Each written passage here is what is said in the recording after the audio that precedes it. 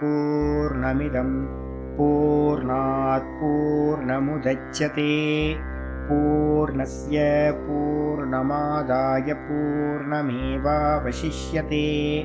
ॐ शान्ति शान्ति शान्तिः। ॐ गुरुर्ब्रह्मा गुरुर्विष्णुर्गुरुर्देवो महेश्वरः गुरुसाक्षात् परं ब्रह्म तस्मै श्रीगुरवे नमः। शङ्करं शङ्कराचार्यं केशवं बादरायणं सूत्रभाष्यकृतौ वन्दे भगवन्तौ पुनः पुनः।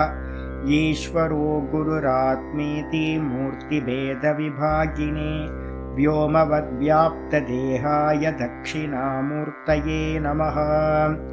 सदाशिवसमारम्भां शङ्कराचार्यमध्यमाम् अस्मदाचार्यपर्यन्तां वन्दे गुरुपरम्पराम्। ॐ यो ब्रह्माणं विदधाति पूर्वं यो वै वेदांश्च प्रहिणोति तस्मै तं हदेवमात्मबुद्धिप्रकाशं मुमुक्षुर्वै शरणमहं प्रपद्ये। ॐ शान्ति शान्ति शान्तिः। ॐ असतो मा सद्गमय तमसो मा ज्योतिर्गमय मृत्योर्मामृतं गमय। ॐ शान्ति शान्ति शान्तिः।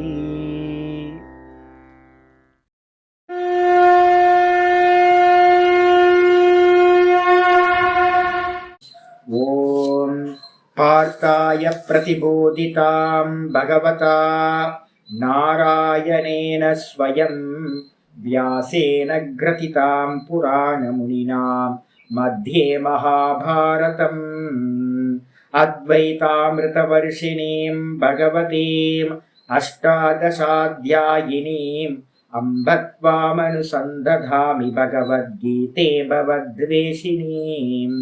नमोऽस्तु ते व्यासविशालबुद्धे पुल्लारविन्दाय तपत्रनेत्र येन त्वया भारततैलपूर्णः प्रज्वालितो ज्ञानमयप्रदीपः प्रपन्नपारिजाताय स्तोत्रवेत्रैकपाणये ज्ञानमुद्राय कृष्णाय गीतामृतदुहे नमः।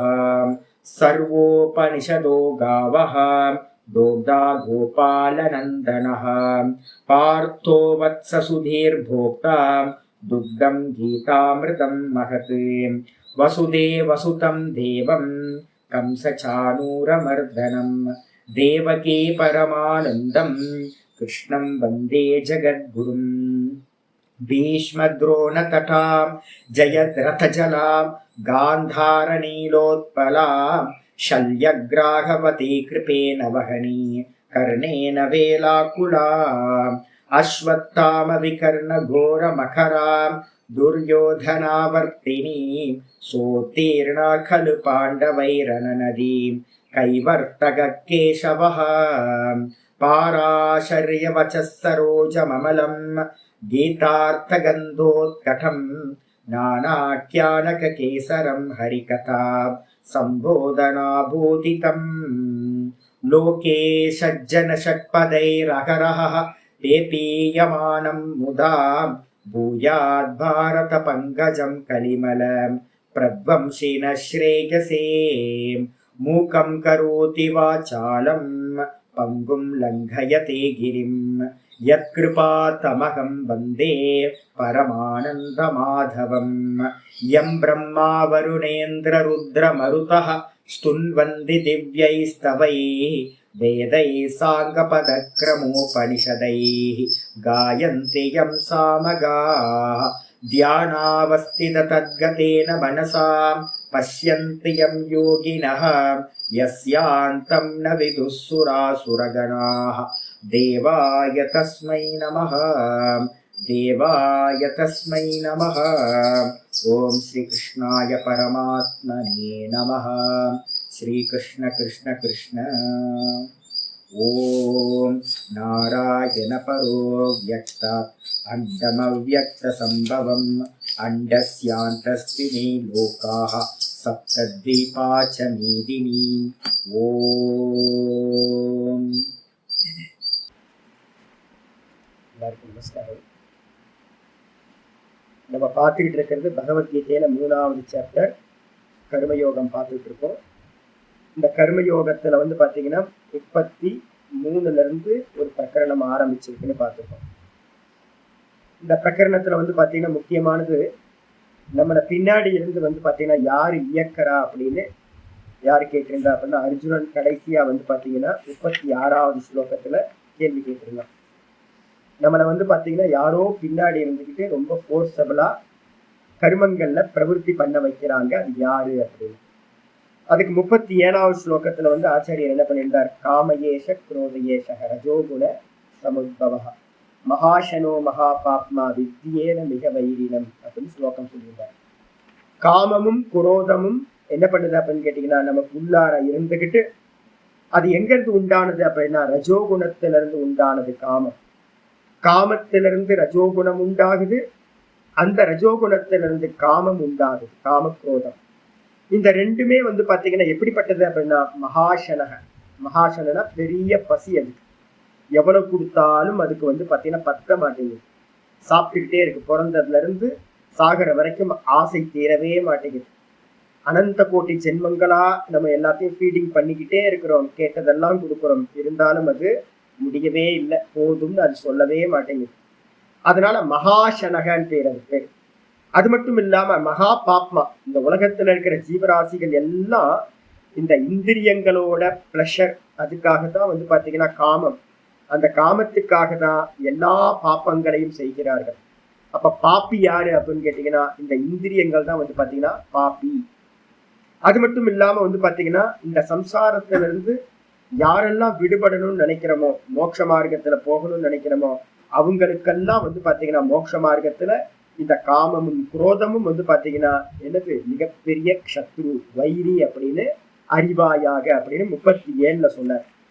37ல சொன்னதுக்கு பிறகு அந்த காமத்தை பத்தி 38ல என்ன பண்ணார், ஒரு திருஷ்டாந்தம் சொன்னார்.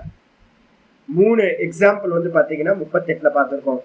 எந்த விதமா பாத்தீங்கன்னா அக்னியில இருந்து உண்டான புகை, அக்னியில இருந்தே உண்டாச்சு, அக்னியில இருந்தே உண்டான புகை அக்னியை மறைச்சுக்கிட்டு அது தெரியாம எப்படி இருக்கோ, அதே மாதிரி பாத்தீங்கன்னா ஆதர்ஷம்னு சொல்லக்கூடிய கண்ணாடி, முகம் பார்க்கிற கண்ணாடியில அழுக்குகள் வந்துருச்சு அப்படின்னா முகம் சரியா தெரியாம எப்படி போயிடுமோ, அதே மாதிரி கர்ப்பத்தை மூடி மறைச்சிருக்கிற அந்த கர்ப்பப்பை, அந்த கர்ப்பப்பை பாத்தீங்கன்னா கர்ப்பம் வெளியில தெரியாம எப்படி மறைச்சிருக்கோ, அதே மாதிரி பாத்தீங்கன்னா தேன இதம் ஆவிரதம். இந்த தேன இதம் அப்படின்னா இந்த காமக்ரோதத்தினால் காமத்தினால் பாத்தீங்கன்னா இது மறைக்கப்பட்டிருக்கு அப்படின்னு 38வது ஸ்லோகத்தை சொல்லிச்சு. சொன்னதுக்கு பிறகு பாத்தீங்க அப்படின்னா ஆச்சாரியார் ஒரு அவதாரிக்கா பாஷ்யம் 39வது ஸ்லோகத்துக்கு எழுதுறார். ஒரு அவதாரிக்கா பாஷ்யம் உங்களுக்கு விட்டு போயிருக்கு, ஒரு சின்ன லைன் விட்டு போயிருக்கு. யாருக்கெல்லாம் பிடிஎஃப் கொடுத்துருக்கணும் அதெல்லாம் விட்டு போயிருக்கு. நான் இன்னைக்கு முடிஞ்சா அதை அனுப்பி வைக்கிறேன், எழுதிக்கலாம். அவதாரிக்கா பாஷ்யத்துல என்ன சொல்றாருன்னா, போன மந்திரத்துல பாத்தீங்கன்னா தேன இதம் ஆவிருத்தம்னு இருக்கு. தேன இதம் அப்படின்னா அந்த காமத்தினால், தேன அப்படின்னா அந்த காமத்தினால், இதம் ஆவிரதம் இது மறைக்கப்பட்டிருக்கு. இதம்ன்றதுக்கு அர்த்தம் இது அப்படின்னு மறைக்கப்பட்டிருக்கு அப்படின்னு சொல்லியிருக்கு. நான் உங்களுக்கு பதார்த்தம் சொல்லும் போது இந்த ஞானம்னு சொல்லிட்டேன். ஆனா மந்திரத்துல ஸ்லோகத்துல கிருஷ்ண பரமாத்மா தேன இதம் ஆவிரதம் தான் சொல்லியிருக்காரு. அதனால் அந்த காமத்தினால் இது மறைக்கப்பட்டிருக்கு அப்படின்னு அர்த்தம். இதுனா எது கேள்வி வரும்ல. இது மறைக்கப்பட்டிருக்குன்னா எப்படி அக்னிய மறைச்சு புகை இருக்கோ, எப்படி பாத்தீங்க அப்படின்னா கண்ணாடிய மறைச்சுக்கிட்டு அந்த அழுக்கு இருக்கோ, எப்படி கர்ப்பத்தை மறைச்சுக்கிட்டு பாத்தீங்கன்னா கர்ப்பப்பை இருக்கோ, அதே மாதிரி இத காமத்தினால் இது மறைக்கப்பட்டிருக்குன்னு சொல்லியிருக்கு. இதுனா எது சுவாமி அப்படின்னு கேட்கும்போது ஆச்சாரியார் என்ன பண்ற, ஒரு பாஷ்யம் எழுதுறார். கிம் புனக தத் இதம் சப்த வாச்சியம் யத் காமேன ஆவிருத்தம் இது உச்சியதே. இந்த கிம் புனக இதம், இந்த அந்த மந்திரத்துல சொல்லியிருக்குல்ல இதம் அப்படின்னு ஒரு சப்தம் சொல்லியிருக்கு. அந்த இதம்ன்ற சப்தத்துக்கான வாச்சியம் என்ன அர்த்தம்? இதம்னா எது, இதுன்னு சொல்லியிருக்கு. இது மறைக்கப்பட்டிருக்கு, காமத்தினால் இது மறைக்கப்பட்டிருக்கு. இதுனா எது சுவாமி அப்படின்னு யாராவது கேள்வி கேட்டாங்கன்னா, எத்து காமேன் ஆவிரதம், எது காமத்தினால் மறைக்கப்பட்டிருக்கோ அதை சொல்வதற்காக இந்த 39வது ஸ்லோகத்தை கிருஷ்ண பரமாத்மா சொல்ல ஆரம்பிக்கிறார். காமத்தினால் எது மறைக்கப்பட்டிருக்கு? ஆவிருதம் ஞானமேதேன, ஆவிருதம் ஞானமேதேன ஞானினோ நித்ய வைரிணாம், ஞானினோ நித்ய வைரிணாம்.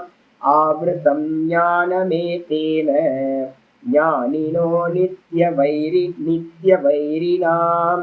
காமரூபேன கௌந்தேய, காமரூபேன கௌந்தேய துஷ்பூரேனானலேன ச, துஷ்பூரேனானலேன ச. ஆவிருதம் ஞானமேதேன ஞானினோ நித்ய வைரிணாம். காமரூபேன கௌந்தேய துஷ்பூரேனானலேன ச. அற்புதமான ஸ்லோகம். ஆவிருத்தம் ஞானம் எப்படி சொல்றாரு அப்படின்னா, ஏச்சான் இருக்கு, அந்த சேவை போட்டுக்கணும். மேலும் முதல் லாஸ்ட்ல இருக்கிறது அந்த சானா. மேலும் ஹே கௌந்தேய, கௌந்தேயன்றதுக்கு அர்த்தம் குந்தி புத்திரனே, கொஞ்சம் எமோஷனலா இருக்க, காமம் அதிகமா உன்ட்ட இருக்கு அப்படின்னு வந்து சுட்டி காட்டுறதுக்காக என்ன சொல்ற, கௌந்தேயன்னு சொல்ற. அப்ப அந்த ஹே கௌந்தேய அனலேன கீழே இருக்கு அப்படின்னா பாத்தீங்கன்னா தெரியும் உங்களுக்கு. காமரூபேன கௌந்தேய துஷ்பூரேன, துஷ்பூரேன அனலேனச்சன் இருக்கு. அனலம் அப்படின்னா என்ன அர்த்தம்னா, அக்னிக்கு பேர் வந்து பாத்தீங்கன்னா அனலகான்னு பேர், அக்னிக்கு ஒரு பேரு. அலம், அலம் அப்படின்னா போதும்னு அர்த்தம். அதுக்கு ஆப்போசிட் வந்து பாத்தீங்கன்னா அனலகான்னு பேர். போதும் என்று சொல்லாதது இந்த உலகத்துல எது அப்படின்னா, இந்த அக்னி வந்து பாத்தீங்கன்னா போதும்னே சொல்லாதான்.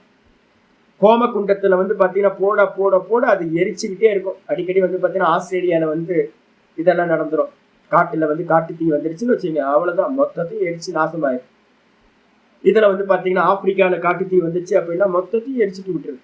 அப்ப அதுல எது போட்டாலும் போதும்னு சொல்லவே சொல்லாது அக்னியில. அப்ப அக்னிக்கு வந்து பாத்தீங்கன்னா இன்னொரு பேரு போதும் என்று சொல்லாதது அக்னி. அலம் இது ந, எது வந்து பாத்தீங்கன்னா போதும்னு சொல்லாதோ அதுக்கு பேரு அனலகா அப்படின்னு பேரு. இந்த அனலக வந்து பாத்தீங்க அப்படின்னா எப்படி வந்து பாத்தீங்கன்னா அனலேன திருப்தி விபக்தி. அந்த போதும்னு செய்ய முடியாத அந்த திருப்தி அடையாத அக்னியினால் எப்படிப்பட்டது, துஷ்பூரேன, அக்னி மாதிரி. துஷ்பூரம்னா என்ன அர்த்தம், ரொம்ப கஷ்டப்பட்டுதான் பூரணம் பண்ணக்கூடியது. துஷ்ன்றதுக்கு அர்த்தம் துக்கேனு அர்த்தம். பூரணம் பண்றது, நம்ம எதையாவது ஒண்ணு ஆசையை அடையணும் அப்படின்னு ஆசைப்பட்டோம் அப்படின்னா அதை அடையறதுக்கு வந்து பாத்தீங்கன்னா ரொம்ப கஷ்டப்பட வேண்டியிருக்கு. அதை ஃபுல்ஃபில் பண்றதுக்காக ரொம்ப கஷ்டப்பட வேண்டியிருக்கு, ஒவ்வொரு சின்ன சின்ன விஷயத்தையும். அப்ப துஷ்பூரேன அப்படின்னா ரொம்ப கஷ்டப்பட்டு பூரணம் பண்ணக்கூடிய. ரெண்டாவது அக்னி மாதிரி போதும்னு சொல்லாதது, அதே மாதிரி ரொம்ப கஷ்டப்பட்டு தான் பூரணம் பண்ணக்கூடியதா இருக்கிறது. அப்படிப்பட்டது எது அப்படின்னா காமரூபேன, அதுதாங்க காமம். காம வடிவான அந்த அந்த காமமானது என்ன பண்ணுது அப்படின்னா ஞானினகா. ஞானினக அப்படின்னா முதல் வரியில வந்துருச்சு பாருங்க, ஃபர்ஸ்ட் லைன்ல. ஞானினக அப்படின்னா ஞானியினுடைய அது எப்படிப்பட்டது, ஞானிகளுக்கு, சஷ்டி விபக்தி. ஞானிகளுக்கு வந்து பாத்தீங்கன்னா நித்திய வைரினா. இது ஞானிகளுக்கு எப்படிப்பட்டது அப்படின்னா இந்த காமம் ரொம்ப ரொம்ப எதிரியா இருக்கக்கூடியது. அந்த எதிரியா இருக்கக்கூடிய காமத்தினால் ஏத்தேன ஞானம், இந்த ஞானமானது அந்த காமத்தினால், ஏத்தேனா இந்த காமத்தினால், நித்திய வைரியா இருக்கக்கூடிய காமத்தினால் ஞானம் ஆவிருத்தம். ஞானம் அப்படின்னா போன சப்தத்துல சொல்லிச்சுல, போன ஸ்லோகத்துல தேன இதம் ஆவிருத்தம். அதுக்கு ஆன்சர் இங்க சொல்லியாச்சு. அந்த காமத்தினால் இதம் ஆவிருத்தம்ன்றதுக்கு அர்த்தம், இந்த இதம்ன்றதுக்கு அர்த்தம் ஞானம். ஞானமானது மூடப்பட்டிருக்கிறது அப்படின்னு ஸ்லோகம் சொல்லியாச்சு. அப்ப போன லாஸ்ட் லைன்ல தேன இதம் ஆவிருத்தம்னு 38ல என்ன சொல்லிச்சோம், அதுக்கான ஆன்சர் தான் இங்க 39வது சொல்லியிருக்கு. ஆனா எத்தனை அட்ஜெக்டிவ்ஸ் கொடுத்துருக்கு பாருங்க. என்ன மாதிரி அட்ஜெக்டிவ், காமம் எப்படிப்பட்டது, அப்படின்னா போதும் என்று சொல்லாதது, அக்னியை போன்றது. ரெண்டாவது வந்து பாத்தீங்கன்னா துஷ்பூரம். துஷ்பூரகனா என்ன அர்த்தம்? ரொம்ப கஷ்டப்பட்டு தான் அதை ஃபுல்ஃபில் பண்ணணும். உலகம் ஃபுல்லா ஓடிக்கிட்டே இருக்கு. காலையில இருந்து ராத்திரி வரைக்கும், ராத்திரியிலயும் கண்ணு முடிச்சு ஓடிக்கிட்டே இருக்கு. எதுக்காகப்பா அப்படின்னு கேட்டீங்கன்னா, ராத்திரி ஃபுல்லா ஓடுது. ஏன் அப்படின்னு கேட்டீங்கன்னா, காமத்தை பூரணம் பண்றதுக்காக தான். அப்ப பூர்ணம் அது மட்டும் இல்ல, அப்படிப்பட்ட காமரூபத்தினால அந்த காமரூபம் எப்படிப்பட்டது? ஞானிக்கு வைரி, அஜ்ஞானிக்கு வைரி இல்ல. அஜ்ஞானிக்கு தெரியாது இதுதான் நம்மளை வந்து பாத்தீங்கன்னா சம்சார துக்கத்தை கொடுத்துருக்கு அப்படின்னு. இந்த உலகத்துல நிறைய பேருக்கு தெரியாது. 99% மக்களுக்கு தெரியாது. இந்த காமம் தான் பெட்ரோலா இருக்கு எல்லாத்துக்கும். பெட்ரோல் இல்லை அப்படின்னா என்ன ஆயிரும்? வண்டி நின்றோம். காமம் எப்ப இல்லாம போகுதோ அப்ப சம்சாரம் நிறைவடைஞ்சிடும், முடிவாயிடும். அப்ப இந்த உலகம் வந்து பாத்தீங்கன்னா ஓடிக்கிட்டே இருக்கு அப்படின்னா பெட்ரோல் நிறைய இருக்குன்னு அர்த்தம். டேங்க் ஃபுல்லா இருக்கு. ஏகப்பட்ட காமங்களை ஃபில் பண்ணி வச்சிருக்கோம். ஓடிக்கிட்டே இருக்கிறோம். அப்ப இது யாருக்கு வைரி, எதிரி அப்படின்னா மோட்ச மார்க்கத்துல இருக்கிறவன். யாரு அப்படின்னா பரோட்ச ஞானி. பரோட்ச ஞானி என்னது? இப்ப என்ன மாதிரி இருக்கா, சாஸ்திரம் படிச்சாச்சு. இப்ப நீங்களும் வந்து பாத்தீங்கன்னா பகவத்கீதை படிக்க நல்லா நான் சொல்லிடுவேன் என்ன பண்ணணும்ன்றது. திரும்ப இந்த காமக்குரோதத்தை தான் நீக்கணும்னு ஆச்சரியார் சொல்லுவார். அப்ப இதெல்லாம் படிச்சதுக்கு பிறகு உங்களுக்கும் வந்து பாத்தீங்கன்னா ஒரு ஞானம் வந்துடும், மோட்சத்துல என்ன பண்ணணும் அப்படின்னு. அப்ப அந்த பண்ணணும் அப்படின்னு தெரிஞ்சாலும் கூட வந்து பாத்தீங்கன்னா ஞானி ஆயிட்டோம். சாஸ்திர ஞானம் தெரியும். அப்ப என்ன அர்த்தம்? அதுக்கு பேரு பரோட்ச ஞானம். சப்தம், அர்த்தம் எல்லாம் தெரியும். அப்படி தெரியும் போது கூட வந்து பாத்தீங்கன்னா என்ன பண்ணும்? இந்த காமம் அப்பப்போ வந்து பாத்தீங்கன்னா இது வந்து தன்னோட காரியத்தை பண்ணிட்டு போயிடும். ஏதோ ஒரு காமம் இருக்கும். அதுக்காக நம்ம என்ன பண்ணுவோம்? பரோட்ச ஞானி ஓடிக்கிட்டே இருப்பான். அப்பப்போ வந்து ஒரு புண்ணியத்தை பகவான் கொடுப்பார். அப்பப்போ வந்து உட்கார்ந்து யோசிப்பான், ஐயோ நம்ம மாட்டிக்கிட்டோமே அப்படின்னு வந்து பாத்தீங்கன்னா அந்த ஞானியானவன் யோசிப்பான். பப்ளிக் வந்து பாத்தீங்கன்னா யோசிக்க மாட்டாங்க. ஏன்னா அவங்களுக்கு தெரியவே தெரியாது. இந்த காமம் தான் வந்து பாத்தீங்கன்னா நம்மளை பிரவருத்தி பண்ண வச்சதுன்னு பப்ளிக்கு தெரியாது. ஆனா சாஸ்திரம் படிக்க நமக்கு மெதுவா ஒரு அறிவு வர ஆரம்பிச்சிடும். அப்ப என்னன்னு கேட்டீங்கன்னா ஞானிக்கு தெரியும், ஐயோ நம்ம வந்து பாத்தீங்கன்னா இதுல மாட்டிக்கிட்டோம். இதை வைரி, நமக்கு சத்துரு இதுதான். மோட்சத்தை அடைய விடாம, அபரோக்ஷானுபூத்தி அடைய விடாம தடுக்கிறது இந்த காமம் தான் அப்படின்னு வந்து அவனுக்கு தெரியும். அப்ப அதனால ஞானிக்கு அது நித்திய வைரியா இருக்கு. அப்படிப்பட்ட அந்த நித்திய வைரியா இருக்கக்கூடிய ஏத்தேன காமேன, இந்த காமத்தினால் எது மறைக்கப்பட்டிருக்கு? ஞானமானது மறைக்கப்பட்டிருக்கு, ஆத்மஸ்வரூபமானது மறைக்கப்பட்டிருக்கு. சொல்லியாச்சு. ஆவிருத்தம்ன்றதுக்கு அர்த்தம் கம்ப்ளீட்டா மூடி மறைச்சிருக்குன்னு அர்த்தம். ஒரு அருமையான ஸ்லோகம் வந்து பாத்தீங்கன்னா நம்ம வாசுதேவனை பத்தி சொல்றோம். வாசனாத் வாசுதேவஸ்ய வாசிதம் புவனத்ரயம் சர்வபூத நிவாசோசி வாசுதேவ நமோஸ்துதே அப்படின்னு ஒரு முக்கியமான ஸ்லோகம். வாசனாத் வாசுதேவஸ்ய வாசிதம் புவனத்ரயம். அற்புதமான ஸ்லோகம் இது. வாசனாத் அப்படின்னா வாசுதேவஸ்ய வாசனாத். வாசுதேவன் யாரு? சுத்த பிரம்மம். அந்த சுத்த பிரம்மமா இருக்கிற வாசுதேவன் இருந்து உண்டானது எது அப்படின்னு கேட்டீங்கன்னா அவரோட ஷேடோவா இருக்கக்கூடிய அபின்ன சக்தி மாயா.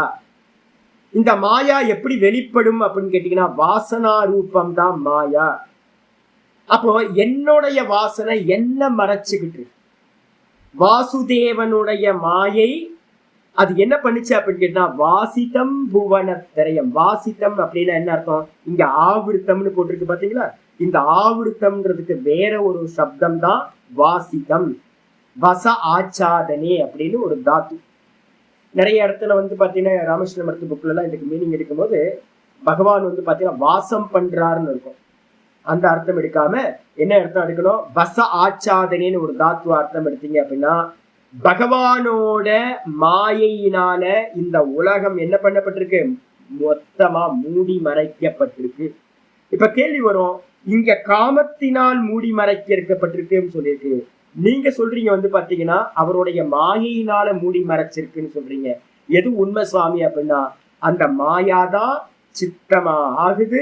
அந்த சித்தத்துல காமக்ரோத வாசனைகள் இருக்கு. அந்த காமக்ரோத வாசனைகள் தான் என்ன பண்ணிருக்கு? அந்த பரமாத்மாவை மறைச்சுக்கிட்டு இந்த காமக்ரோதங்கள் இருக்கு. அப்ப வாசனாத் புவன அவர் என்ன பண்றாரு? அதனால கேட்டா வாசனாத் வாசுதேவசிய வாசனாத் வாசிதம் புவனத்திரயம்.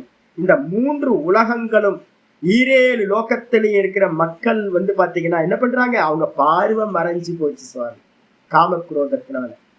அதனால என்ன ப்ராப்ளம் சுவாமி அப்படின்னா, சர்வபூத்த நிவாசோசி, நீ எப்படி இருக்க அப்படின்னா நீ மாத்திரம்தான் இருக்க, இந்த மொத்த உலகத்திலையும் நீ மாத்திரம்தான் இருக்க. ஆனா வந்து பாத்தீங்க அப்படின்னா சர்வபூத்தத்திலேயே நிவாசம் பண்ற நீ, எனக்குள்ளாரையும் நான் நான் நான் நீ தான் இருக்க. ஆனா உன்னை தடுத்து நிக்கிறது எது அப்படின்னா அந்த காமமும் குரோதமும் என்ன பண்ணுது? உன்னை பார்க்க விடாம தடுத்து நிக்குது அப்படின்னு அந்த மந்திரம் சொல்லுது. அப்ப அதனால என்ன அர்த்தம் கேட்டீங்கன்னா, இந்த காமக்ரோதம் தான் ஞானத்தை, ஆத்மாவை, ஈஸ்வரனை மறைத்து இருக்கக்கூடிய ஒரு லேயரா இருக்கிறது, வாசனை அப்படின்னு பேர். சொன்னதுக்கு பிறகு ஆச்சாரியர் பாஷ்யத்துக்கு வர ஆவருத்தம் ஏத்தேன ஞானம் ஞானினக நித்திய வைரினா. ஆவருத்தம் அப்படின்னா மூடப்பட்டு, எதனால மூடப்பட்டிருக்கு? ஏத்தேனன்றதுக்கு அர்த்தம் இதனால். இதனால எதை பத்தி பேசிட்டு இருக்கோம்? காமம். காமத்தினால் ஞானம் ஆவருத்தம், ஞானமானது மூடப்பட்டிருக்கு. இந்த லாஸ்ட் லைன் 38வதுல தேன இதம் ஆவருத்தத்தை ஆச்சரியர் முதல்ல சொல்லிட்டார். காமத்தினால் ஞானம் மூடி மறைக்கப்பட்டிருக்கு. சரி, அதுக்கப்புறம் சொல்றார் ஞானினக நித்திய வைரினா. ஞானிகளுக்கு நித்திய வைரி, ஞானிகளுக்கு எப்பவுமே வைரி. ஞானிஹி ஜானாதி, ரொம்ப அற்புதமான பாஷ்யம். யாராவது மனனம் பண்றவங்க இதை நல்லா ஞாபகம் வச்சுக்கணும். இந்த பாட்டை வந்து ரொம்ப நல்லா ஞாபகம் வச்சுக்கணும். ஞானிஹி ஜானாதி, ஞானினா யாரு? நீங்க அபரோக்ஷ ஞானி எடுக்கக்கூடாது. அவனுக்கு காமமே உண்டாகாது. அவனுக்கு வந்து மந்திரம் சொல்லுது என்னன்னா, அவனுடைய காமங்கள் எல்லாம் இங்க ஹிருதயத்திலேயே வந்து பாத்தீங்கன்னா நாசத்தை அடைந்து விடுகின்றனன்னு சொல்லுது முண்டகோபனிஷத்துலாம். அப்ப வந்து பாத்தீங்கன்னா யாருக்கு காமம் இருக்கும் அப்படின்னா, சிரவணம் பண்ணினதுக்கு பிறகு ஆத்ம ஞானம் வந்துடும். அந்த ஆத்ம ஞானம் வந்தாலும் கூட ஆத்ம ஞான நிஷ்டையா பரிணமிக்காது. உலகத்துல வந்து பாத்தீங்கன்னா என்ன மாதிரி வேதாந்தம் சொல்ற டீச்சர்ஸ் வந்து நிறைய பேர் இருக்காங்க, நிறைய ஆச்சாரியர்கள் இருக்காங்க. நிறைய பேர் கோர்ஸ் முடிச்சோன்னு என்ன பண்ணுவாங்கன்னு கேட்டீங்கன்னா வெளியில வியாபாரத்துக்கு இறங்கிடுவாங்க. முடிச்சு போச்சு. சிரவணத்துக்கு அப்புறம் என்ன பண்ணணும்? மனனம் பண்ணணும். இன்னும் எவ்வளவு அளவுக்கு வந்து பாத்தீங்கன்னா சிரவண காலத்துல எந்த அளவுக்கு வெளிமுகமா இருந்தீங்களோ மனன காலத்துல இன்னும் அதிகமா அந்தர்முகமாகும். மனன காலத்துல அந்தர்முகமானதை காட்டிலும் இன்னும் அதிகமா நிதித்தியாசனத்துல சர்வத்தையும் தியாகம் பண்ணிட்டு உள்ள வந்து அகம்ல உட்கார்ந்து 6வது அத்தியாயத்தை சொல்ற மாதிரி அனுபூதியை அடையணும். ஆனா என்ன ஆகும் அப்படின்னு கேட்டீங்கன்னா, கோர்ஸ் முடிச்ச உடனேயே நமக்கு என்ன தோணும் அப்படின்னா, ஆசை, ஏற்கனவே வாசனைகள் உள்ள வச்சிருப்போமா, உடனே வந்து பாத்தீங்கன்னா ஆசிரமம் கட்டணும், ப்ரோக்ராம் போகணும், அதை பண்ணணும், இதை பண்ணணும் அப்படின்னு தன்னை சுத்தி நிறைய பேர் என்ன பண்றாங்கன்னு கேட்டீங்கன்னா எல்லா விவகாரத்துல இறங்கிடுறாங்க. அப்படி விவகாரத்துல இறங்கினதுக்கு பிறகு வந்து பாத்தீங்கன்னா நான் சொன்னேன்ல 2-3 சுவாமிகள் எனக்கு தெரியும். ஹரித்வார்ல வந்து பாத்தீங்க அப்படின்னா ஒரு பெரிய ராதா ஆசிரமம்னு ஒன்று ஃபேமஸ் ஆனது, இல்லை ராதா சுவாமி ஆசிரமம். இங்கே கூட சென்னையில கூட ஏதோ ஒரு பிரான்ச் இருக்குன்னு நினைக்கிறாங்க. அந்த ராதா சுவாமி ஆசிரமத்துல வந்து பாத்தீங்கன்னா ஒரு சுவாமி இருந்தார், எனக்கு ரொம்ப சிநேகமான சுவாமி. ஹரித்வார்ல அவங்களுக்கு இது டேராடூன்ல அவங்களுக்கு ஒரு ஆசிரமம், பெரிய ஆசிரமம். ஒரு ப்ரோக்ராம் பண்றாங்க அப்படின்னா மினிமம் வந்து பாத்தீங்கன்னா ஒரு 1000 பேர் இருந்தா தான் ப்ரோக்ராமே ஸ்டார்ட் பண்ணுவாங்க. 50,000 பேர் 25,000 பேர் தான் ப்ரோக்ராம் பண்ணுவாங்க. 1 லட்சம் பேர் 2 லட்சம் பேர் 5 லட்சம் பேர் இப்படிதான். அங்க வந்து பாத்தீங்கன்னா எனக்கு ஒரு சுவாமி இருந்தார். அந்த சுவாமி வந்து பாத்தீங்கன்னா நல்லா சாஸ்திரம் படிச்சவர், நல்ல வித்வான். எப்போவாவது ஒரு 3 மாசத்துக்கு ஒரு வாட்டி நாங்க என்ன பண்ணுவோம், சாதுக்கெல்லாம் சேர்ந்து எங்களை இன்வைட் பண்ணுவார் சாஸ்திர விசாரத்துக்காக. நாங்க நல்லா படிச்சவர். நான் சொல்றது வந்து ஒரு 15-20 வருஷத்துக்கு முன்னாடி. அவர் வந்து அப்பவே வந்து பாத்தீங்கன்னா 60-65 வயசுல இருந்தார். அவர் என்ன பண்ணாருன்னா ரொம்ப சீனியர் சாது. அவர்கிட்ட போய் உட்கார்ந்து பாடம் படிக்கும் போது அவர் என்ன சொல்லுவாரு அப்படின்னு கேட்டீங்கன்னா, தலையா அடிச்சுப்பாரு எங்களை பார்த்து சொல்லுவார் என்னன்னு கேட்டீங்கன்னா, தயவு செஞ்சு எதையுமே ஆரம்பிச்சிடாதீங்க சுவாமி, அதான் சொல்லுவாரு. ஏன் அப்படின்னு கேட்டீங்கன்னா, ஆரம்பிச்சிட்டீங்க அப்படின்னா அது வந்து பாத்தீங்கன்னா நிப்பாட்ட முடியாது சாமி, எப்பவுமே நிப்பாட்ட முடியாது. நீங்க ஸ்டார்ட் பண்றதுக்கு முன்னாடி வரைக்கும் உங்களுக்கு ஹோல்டு இருக்கு. ஸ்டார்ட் பண்ணிட்டீங்க அப்படின்னா அதை புலிவால பிடிச்ச கதை மாதிரி ஓடிக்கிட்டே இருக்கும். அவர் பேசிக்கிட்டு இருக்கும் போதே என்ன ஆச்சு அப்படின்னு கேட்டா புலம்பிக்கிட்டு இருக்காரு. நாங்க ஒரு வாட்டி போயிருக்கோம், உட்காந்து சர்ச்சா பண்ணிக்கிட்டு இருக்கோம். விசாரம் பண்ணிக்கிட்டு இருக்கும்போது வந்து பாத்தீங்கன்னா ரொம்ப பரிதாபமா புலம்பிக்கிட்டு இருக்காரு. அவருக்கு கீழே வந்து ஆசிரமம் வந்து பாத்தீங்கன்னா குறைஞ்சபட்சம் அந்த ஆசிரமமே ஒரு 20-25 ஏக்கர் இருக்கும். பெரிய பெரிய ஆசிரமம், கோடிகள்ல பணம் எல்லாமே இருக்கு. இருந்தாலும் வந்து பாத்தீங்கன்னா அவர் ரொம்ப புலம்பர். பேசிக்கிட்டு இருக்கும் போது கண்ணுல அழுகாட்சி வந்துருச்சு. நல்லா அழுதுட்டு இருக்கார். அழுதுட்டு பேசிட்டு இருக்கும் போது ஒரு போன் வந்துச்சு. ஒரு போன் வந்த மாத்திரத்துல வந்து பாத்தீங்கன்னா போன் எடுக்கிறார். யாரோ ஆப்போசிட்ல வந்து பாத்தீங்கன்னா ஒரு ஸ்திரீ வந்து பாத்தீங்கன்னா ஒரு குடும்ப ஸ்திரீ. அவங்களுக்கு 1000 ப்ராப்ளம். அந்த ப்ராப்ளத்தை வந்து பாத்தீங்க அவங்கள சொல்ல ஆரம்பிக்கிறாங்க. சுவாமி எனக்கு இப்படி ஆயிடுச்சு அப்படி ஆயிடுச்சு அப்படின்னு. உடனே இவரோட வாய்ஸ் வந்து பாத்தீங்கன்னா மாடுலேஷன் ஆகி போச்சு. எங்கள்கிட்ட பேசிக்கிட்டு இருந்த பாஷை வேற. இமீடியட்டா அந்த அம்மாட்ட அவர் பேசுறாரு. ஐசாயி ஒத்தா ஹே மாதாஜி. அவர் ஆரம்பிச்சிட்டார். அப்படிதான் ஆகும் மாதாஜி, கவலைப்படாதீங்க, ரொம்ப சௌக்கியமா பகவான் இருக்கார், பாத்துருங்க அப்படின்னு வந்து பாத்தீங்கன்னா ஒரு 5 நிமிஷத்துக்கு அவருக்கு வந்து பாத்தீங்கன்னா அந்த அம்மாவுக்கு நல்லா அட்வைஸ் பண்ணிட்டு வச்சுட்டார். போனை வச்ச மாத்திரத்துல எங்கள்கிட்ட தலையில அடிச்சுக்கிறேன். பாருங்க, நான் ஏகப்பட்ட ப்ராப்ளத்துல இருக்கேன், எனக்கு சொல்யூஷன் சொல்றதுக்கு ஆளே இல்லை, நான் வந்து பாத்தீங்கன்னா ஊர்ல இருக்கவங்களுக்கு எல்லாம் சொல்யூஷன் சொல்லிக்கிட்டு இருக்கேன் அப்படின்னு தலையில அடிச்சுட்டு எங்கள்கிட்ட சொன்னார், எதையும் ஆரம்பிச்சிடாதீங்க, சுதந்திரமா இருங்க, அப்பதான் நீங்க நினைச்ச காரியத்தை அடைய முடியும். அப்ப ஞானீகி சாணாத்தி அவருக்கு எப்ப தெரியுது அப்படின்னு கேட்டீங்கன்னா, அவர் நல்ல சாஸ்திரத்தை படிச்சவர். நாங்க காலையில இருந்து என்ன பண்றோம் அப்படின்னு கேட்டீங்கன்னா, ஒரு 2 மணி நேரம் 3 மணி நேரத்துக்கு இந்த கீதால இருக்கிற ஸ்லோகங்கள்லாம் நிறைய விசாரம் பண்றோம். ஒரு 1 மணி நேரம் 2 மணி நேரம் விசாரம் நடந்ததுக்கு பிறகுதான் அவர் வந்து பாத்தீங்கன்னா இந்த விஷயத்தை எங்கள்கிட்ட வந்து பாத்தீங்கன்னா சொல்றாரு. ஏன்னா ஞானீகி சாணாத்தி, சாஸ்திரம் படிச்சவனுக்கு தான் தெரியும், ஐயோ மிஸ் ஆயிட்டோம், ட்ரெயினை விட்டுட்டோம், மோட்ச மார்க்கத்துல போற ட்ரெயினை விட்டுட்டோம், வேற ட்ரெயின்ல ஏறி உட்கார்ந்துட்டோம் அப்படின்னு. ஞானீகி ஜானாதி, அதான் சொல்றாரு. எப்படி ஜானாதி? அனேன அகம் அனர்த்தே பிரயுக்தா, நான் இந்த அனேன அப்படின்னா இந்த காமத்தினால ஆசை வயப்பட்ட காரணத்தினால அனர்த்தே அகம் பிரயுக்தக, இந்த அனர்த்தமான காரியத்துல விவகாரத்துல இறங்கிட்டேன். எப்படி அப்படின்னா பூர்வம் ஏவ இதி, நான் சாஸ்திரம் படிக்கிறதுக்கு முன்னாடி லௌகிக மனிதர்கள் எப்படி வந்து பாத்தீங்கன்னா ஆசைப்பட்டு எல்லா கர்மத்திலையும் ஈடுபட்டுக்கிட்டு இருந்தாங்களோ, அதே மாதிரி சாஸ்திரம் கேட்டதுக்கு பிறகும் கூட நான் என்ன பண்ணிட்டேன், காமத்தினால் ஏவப்பட்டவனாக நான் முன்னாடி மாதிரியே இந்த கர்மத்துல போய் மாட்டிக்கிட்டேனே, ஆசை வயப்பட்டு மாட்டிக்கிட்டேனே அப்படின்னு. ஞானிகி ஜானாதி, சாஸ்திரம் படித்தவன் தான் அறிகின்றான், ஞானிதான். துக்கீச்ச பவதி நித்தியம் ஏவ, ரொம்ப அற்புதம். அவன் என்ன பண்றான், மாட்டிக்கிட்டு. நான் ஒரு சுவாமிகிட்ட வந்து பாத்தீங்கன்னா அப்பப்ப பிளெஸிங்ஸ்க்காக வந்து பாத்தீங்கன்னா என்னோட சீனியர் சுவாமி, ஒரு குருநாதர், நல்ல ஒரு ஆசிரமத்தை வச்சிருக்கிறேன். சுவாமி ஆசீர்வாதம் பண்ணுங்க அப்படின்னு நான் வந்து பாத்தீங்கன்னா போன் பண்ணுவேன். எப்போ சமயம் இருக்கோ அவர் ஞாபகம் வந்துச்சுன்னா. போன் பண்ணும் போதெல்லாம் வந்து பாத்தீங்கன்னா அவர் சொல்லுவார், என்னன்னு கேட்டீங்கன்னா, சாமி எனக்காக நீங்க பிரார்த்தனை பண்ணீங்க சுவாமி. அவருக்கு எனக்கு 25 வயசு வித்தியாசம். பெரிய மடாதிபதி, அவரோட பாதத்தெல்லாம் வச்சு பல வீட்டுல வந்து பாத்தீங்க அப்படின்னா பூஜை நடந்துகிட்டு இருக்கு, ஜெகத்குரு அவரு. அப்ப அவர் என்ன சொல்லுவாரு அப்படின்னு கேட்டீங்கன்னா, சாமி எனக்காக பிரார்த்தனை பண்ணீங்க சாமி, ரொம்ப மாட்டிட்டு முடிக்கிறேன் சாமி, என்ன பண்றதுன்னே தெரியல சாமி, இந்த பக்கம் நகர முடியல, அந்த பக்கம் நகர முடியல, டபுள் பர்சனாலிட்டி வேற. வெளியில வந்து பாத்தீங்கன்னா சிரிச்சு எல்லாத்தையும் அடைஞ்ச மாதிரி ஒரு ஞானி வேஷம் போட வேண்டியிருக்கு, ஆனா உள்ளுக்குள்ளார அவ்வளோ ப்ராப்ளம் இருக்கு அப்படின்னு வந்து பாத்தீங்கன்னா அவர் ஒவ்வொரு முறையும் சொல்லும் போது, எனக்காக நீங்க பிரார்த்தனை பண்ணீங்க சுவாமி அப்படின்னு என்கிட்ட கேட்பார். அப்ப என்ன அர்த்தம் அப்படின்னா, கடைசி காலம் வரைக்கும் வந்து பாத்தீங்கன்னா இப்படியே நான் போயிடுவேன்னு சொல்லிட்டே இருந்தார். ஆனா போகவே முடியல அவரால். எல்லாத்தையும் விட்டுட்டு போயிட போறேன் அப்படின்னு சொல்லுவார், ஆனா உள்ள போகவே முடியாம இருந்தார். அதனாலதான் சொல்லுது துக்கீச்ச பவதி நித்தியமேவ. சங்கர் ரொம்ப அருமையா இருக்கிற, யாரெல்லாம் பரதர்மத்துல போய் காமத்தினால பரதர்மத்துல போய் விவகாரத்துல ஈடுபட்டானோ அவன் வந்து பாத்தீங்கன்னா சதா காலம் நித்தியம்னா இந்த ஜெகத் இருக்கிற வரைக்கும், இந்த சிருஷ்டி இருக்கிற வரைக்கும் அவன் என்ன ஆவான், இந்த காமத்தினால ஏவப்பட்டு கர்மம் பண்றவன் துக்கியாதான் ஆவான். சரி சொல்லிட்டேன். யாரா இருந்தாலும் காமத்தினால ஏவப்பட்டு நம்ம ஒரு கர்மத்துல ஈடுபடுறோம், பரதர்மத்தை பண்றோம், ஸ்வதர்மத்தை தியாகம் பண்றோம் அப்படின்னா அது கண்டிப்பாக வந்து பாத்தீங்கன்னா நித்தியம் துக்கத்தை தான் கொடுக்கும். அப்படிப்பட்டவன் துக்கத்தையே அடைகின்றான். துக்கீச்ச பவதி நித்தியம் ஏவ, நித்தியமா துக்கியாவே இருக்கிறான். அது மட்டும் இல்ல, அதக அசௌ ஞானினோ, அந்த துக்கத்தை அடைஞ்ச பிறகுதான் அந்த ஞானி தனியா உட்கார்ந்து புலம்ப ஆரம்பிப்பான். ஆகையினால் அசௌ ஞானினோ நித்திய வைரி நது மூர்க்கசிய, ரொம்ப அற்புதமான பாஷ்யம். இந்த ஞானிக்கு தான் வந்து பாத்தீங்கன்னா படிச்சதெல்லாம் வெளியில சொல்றானா. இப்ப நான் வந்து படிச்சு கொடுத்துட்டு இருக்கேன். இந்த ஸ்லோகங்கள்லாம் எனக்கு தெரியுமா நல்லா. நான் வந்து பாத்தீங்கன்னா பிரவச்சனம் பண்றேன். வெளியில போய் யார் வந்தாலும் அவங்களுக்கு வந்து பாத்தீங்கன்னா இந்த ஸ்லோகங்கள்லாம் எடுத்து சொல்றேன்.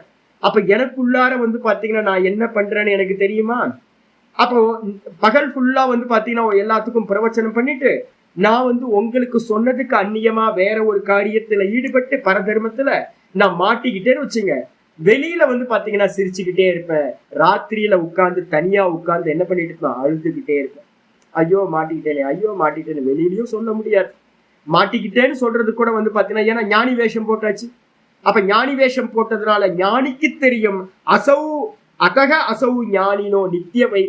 ஆகையினால் ஞானிக்கு வந்து பாத்தீங்கன்னா இந்த காமம் அப்படின்றது நித்திய வைரியா இருக்கு. ஏன் அப்படின்னா அவனை ஞான நிஷ்டைய அடைய விடாம தடுக்கிறது இந்த காமம் தான். மாட்டிக்கிட்டா அப்படின்னா ஒன்னு ஆரம்பிச்சுட்டோம் அப்படின்னா வைராக்கியம் படுறது ரொம்ப கஷ்டம். சில பேர் அப்படியே விட்டுட்டு போனவங்களாம் சில பேர் இருக்காங்க. ரொம்ப அரிதான ஆட்கள் இருக்காங்க இந்த உலகத்துல இருக்காங்க. ஒரு காரியத்தை ஆரம்பிச்சிருவாங்க. ஆரம்பிச்சதுக்கு பிறகு அதை வேற வழி இல்லாம அப்படியே ரன் பண்ணிக்கிட்டே இருப்பாங்க. அந்த கர்மத்தை விடவே முடியாது. அப்புறம் ஒரு காலத்துல வந்து பாத்தீங்கன்னா ஏதோ முந்தின ஜென்மங்கள்ல பண்ண புண்ணியம் எல்லாத்தையும் விட்டுட்டு அப்ஸ்காண்டான புருஷர்கள்லாம் கூட இருக்காங்க. போங்கடா என்ன வேணா ஆகட்டும் அப்படின்னு. ஆனா ரொம்ப ரொம்ப கம்மியான ஆட்கள். விட முடியாது. புலிவாலை பிடிச்ச கதை மாதிரி விடவே முடியாது. பிடிச்சுக்கிட்டே வந்து வேஷம் போட்டுக்கிட்டே இருக்க வேண்டியது. ஆனா உள்ளுக்குள்ளார அவங்க எல்லாத்துக்கும் தெரியும். என்ன தெரியும், இந்த காமம் தான் என்ன இது மாதிரி ஈடுபட வச்சது அப்படின்னு. அதனால ஞானி புருஷர்களுக்கு சாஸ்திரம் படிச்சவங்களுக்கு இந்த காமம் நித்திய வைரி அப்படின்னு சொல்லப்படுது. நது மூர்க்கசிய ரொம்ப அற்புதமா சொல்றார். இந்த உலகத்துல இருக்கிற முட்டாள்களுக்கு வந்து பாத்தீங்கன்னா காமம் வந்து பாத்தீங்கன்னா எதிரி இல்ல, காமம் தான் அவங்களுக்கு பெட்ரோல். எந்த இடத்துல உங்களுக்கு காமம் இல்லாம போகுதோ பிரவிற்த்தி இல்லாம போயிடும். அப்ப இந்த உலகம் இயங்கிக்கிட்டு இருக்கு அப்படின்னா அதுக்கு காரணம் என்னது, காமம். அந்த காமம் வந்து பாத்தீங்கன்னா சொதர்ம காமமா இருந்துச்சுன்னா அற்புதம்.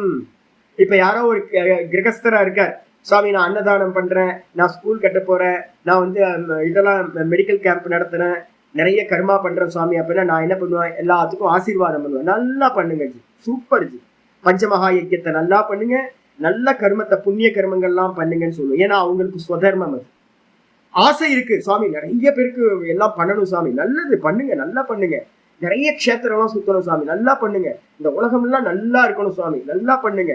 அப்ப அவங்க பண்ற கர்மத்துக்கு எல்லாம் நான் வந்து பாத்தீங்கன்னா சாஸ்திரமும் குருமார்களும் என்ன பண்றோம், நல்ல ஆசீர்வாதம் பண்றோம்.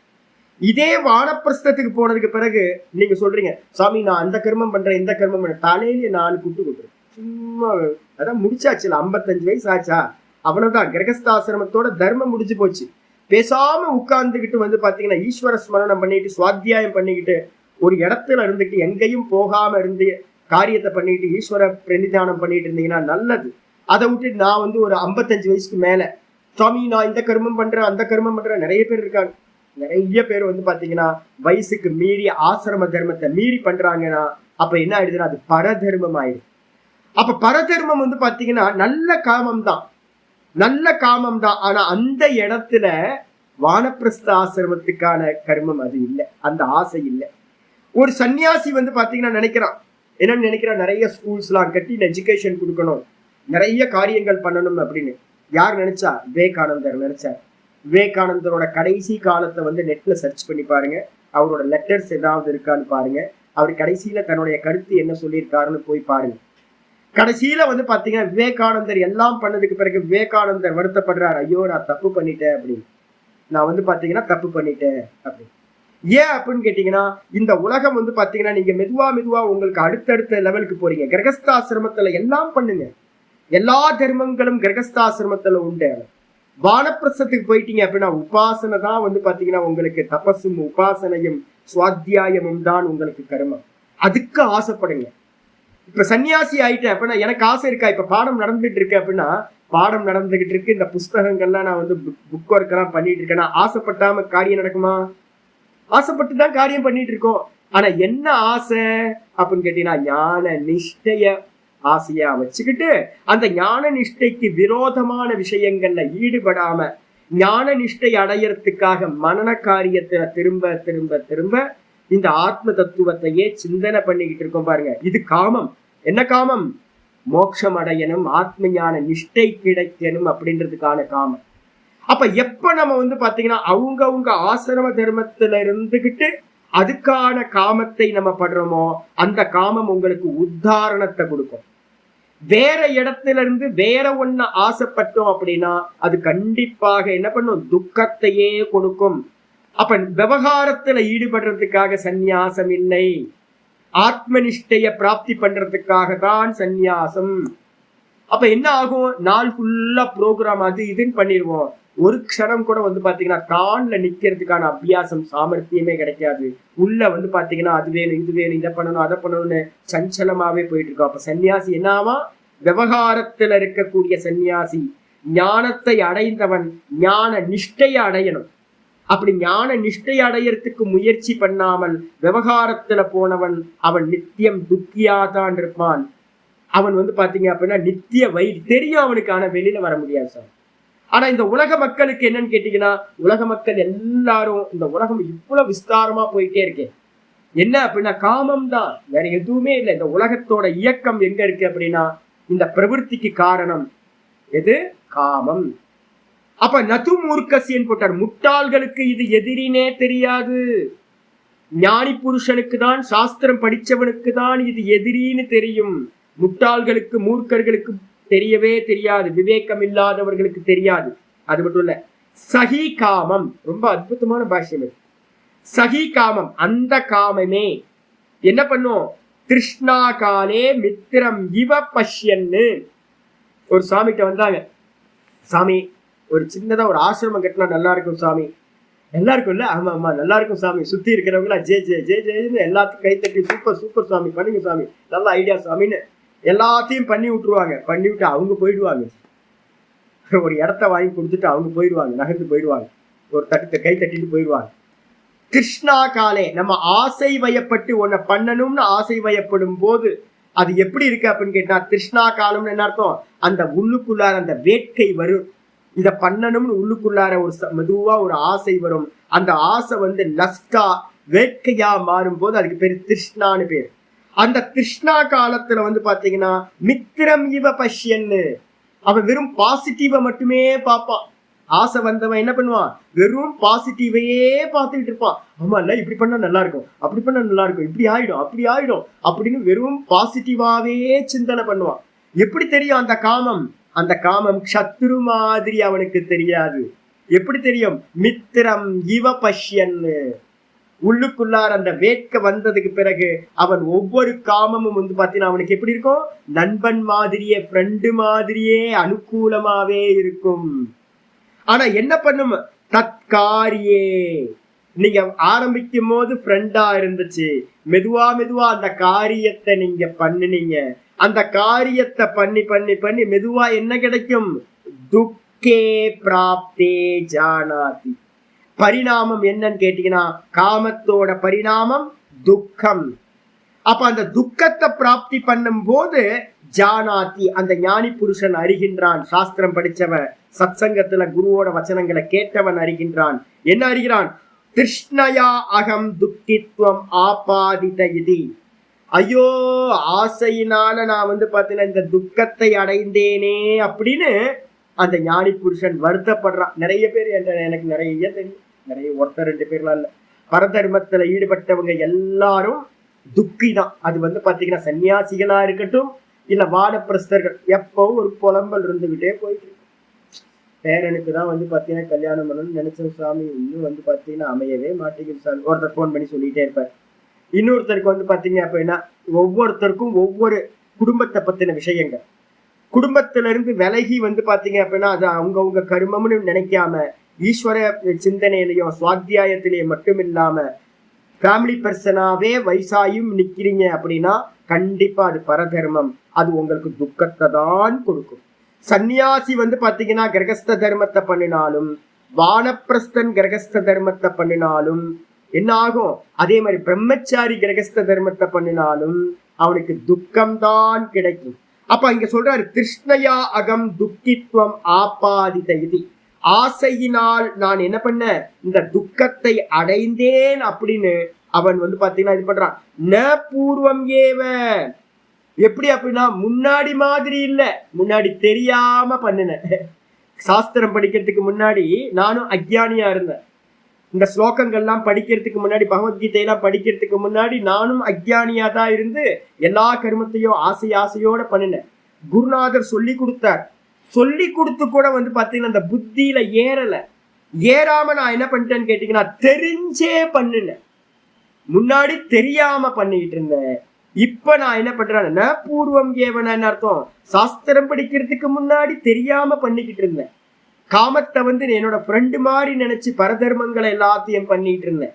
துக்கத்தை அடைஞ்சேன். சாஸ்திரம் படிச்சதுக்கு பிறகு தெரிஞ்சும் நான் என்ன பண்ணிட்டேன்னா அஜ்ஞானி போலவே நான் என்ன பண்றேன், திரும்பவும் நான் இந்த கர்மத்தை பண்ணி துக்கத்தை அடைந்தேன். அதோ ஞானினையேவ நித்தியவை.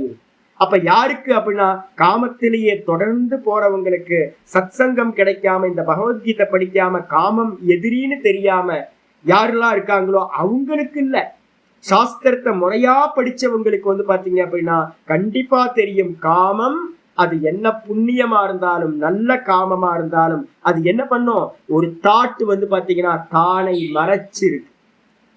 சர்வம் மன ஏவ அப்படின்னு சொல்லுது. காம விசிகித்சா, காமம்னா ஆசை, அதுக்கப்புறம் ஆசைக்கான சங்கல்பம், இது மாதிரி அநேக விஷயங்கள், இது எல்லாம் இந்த மனசுல இருந்து உண்டாகிறது. இந்த மனசுல இருந்து உண்டாகிற இந்த தாட்ஸ் எல்லாத்துக்கும் மூலம் எது? காமம். எந்த தாட்டு உண்டானாலும் அந்த தாட்டுக்கு மூலம் காரணம் எது அப்படின்னு கேட்டீங்கன்னா இந்த காமம். காமத்திலிருந்து தான் எல்லா தாட்டும் ப்ரொடியூஸ் ஆகுது.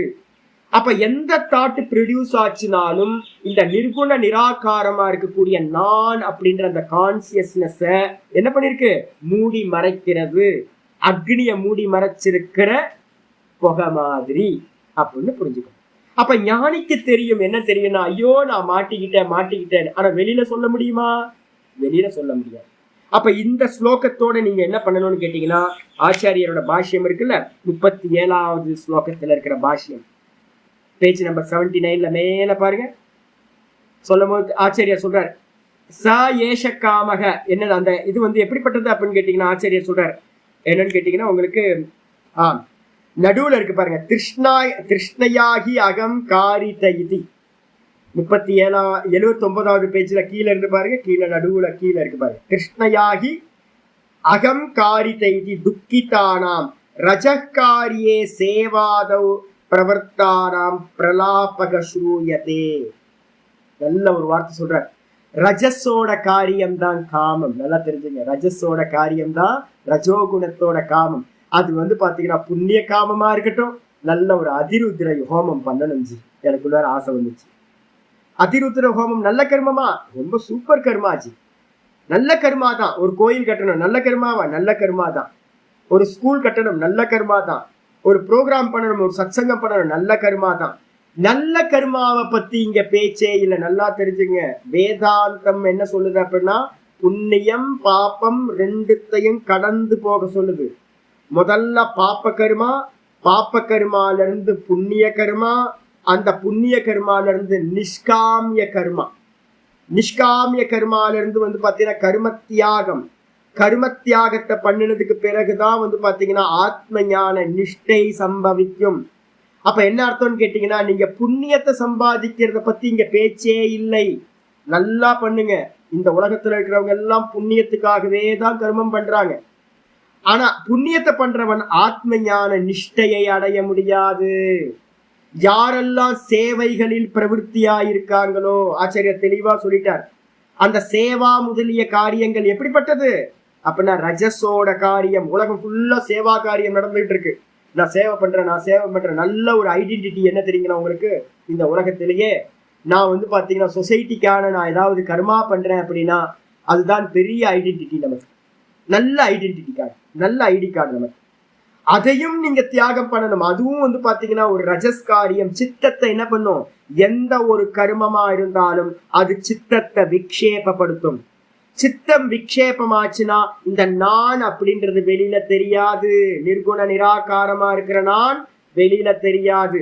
ஆச்சாரியார் சொல்றாரு என்னன்னு கேட்டீங்கன்னா அந்த ரஜகாரியத்துல பிரவருத்தியானவங்க, சேவை முதலியத்துல பிரவருத்தியானவங்க, படிச்சவங்க, அவங்க என்ன பண்றாங்கன்னு கேட்டீங்கன்னா பிரவர்த்தானாம் என்னது துக்கிதானாம்னு போட்டார். துக்கத்தை அடைந்தவர்கள் பிரலாபக சூயத்தேன்ட்டார். புலம்பல கேட்கிறோம் அப்படின்னு அந்த 37ஆம் ஸ்லோகத்துல சொல்லிட்டார்.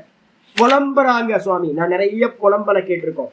நல்ல சுதர்மத்துல ஒருத்தர் ஞான நிஷ்டைக்காக யாரு போறாங்களோ, அவங்க இடத்துல இருந்துகிட்டு காரியம் பண்றாங்களோ, அவங்க எப்பவுமே புலம்புறதே இல்லை. ஒரு அம்மா இங்க இருக்காங்க, நிறைய பேர் இருக்காங்க இங்க. அவங்க கரெக்டா வந்து பாத்தீங்கன்னா அந்த வயசுக்கு என்ன காரியம் பண்ணணுமோ அந்த காரியத்தை சரியா பண்ணிட்டு இருக்காங்க. அப்ப அவங்கள்ட்ட இருந்து வந்து பாத்தீங்கன்னா என்னைக்காவது நான் பார்த்துருக்கேன், ஒரு 15 வருஷமா பார்த்துட்டு இருக்கேன், ஒரு இல்ல 5-7 வருஷமா பார்த்துட்டு 10 வருஷம் இருக்கும் ஆல்மோஸ்ட். ஒரு நாள் கூட அவங்கள்ட்ட நான் பேசும்போது பார்த்திருக்கேன், சின்ன ஒரு வாட்டம் கூட இருக்காது. ஒரு வார்த்தை கூட வந்து பாத்தீங்கன்னா அவங்கள்ட்ட ஐயோ சாமி அப்படின்னு புலம்பல் இருக்கவே இருக்க. ஏன் அப்படின்னு கேட்டீங்கன்னா சரியான ஆசிரம தர்மத்தை ஃபாலோ பண்றேன். யாரெல்லாம் வானப்பிரஸ்தத்துல வந்து பாத்தீங்கன்னா சரியா காரியம் பண்றாங்களோ அவங்கள்ட்ட ஒரு புலம்பலம் இருக்காது. பகவான் பார்த்துப்பார், எல்லாம் அவங்கவுங்க கர்மா, அவங்கவுங்க கர்மத்தை பண்ணட்டும், நான் என்னுடைய மோட்ச மார்க்கத்துல நான் போறேன், பகவான் பார்த்துப்பார் அப்படின்னு விசிராந்தியா இருந்துட்டு அவங்க பண்ணுவாங்க. இப்படி ஆயிப்போச்சு, அப்படி ஆயிப்போச்சு, இது நடக்கணுமே, அது நடக்கணுமே, எந்த புலம்பலும் இருக்காது, மறுமடிங்க இருக்காது. அப்ப யாரெல்லாம் பரதர்மத்துல ஈடுபட்டோமோ அது சாஸ்திரம் படிச்சிருந்தாலும் கூட கண்டிப்பா அது என்ன பண்ணும், துக்கத்தையே கொடுக்கும். புலம்பிதான் ஆக வேண்டும்.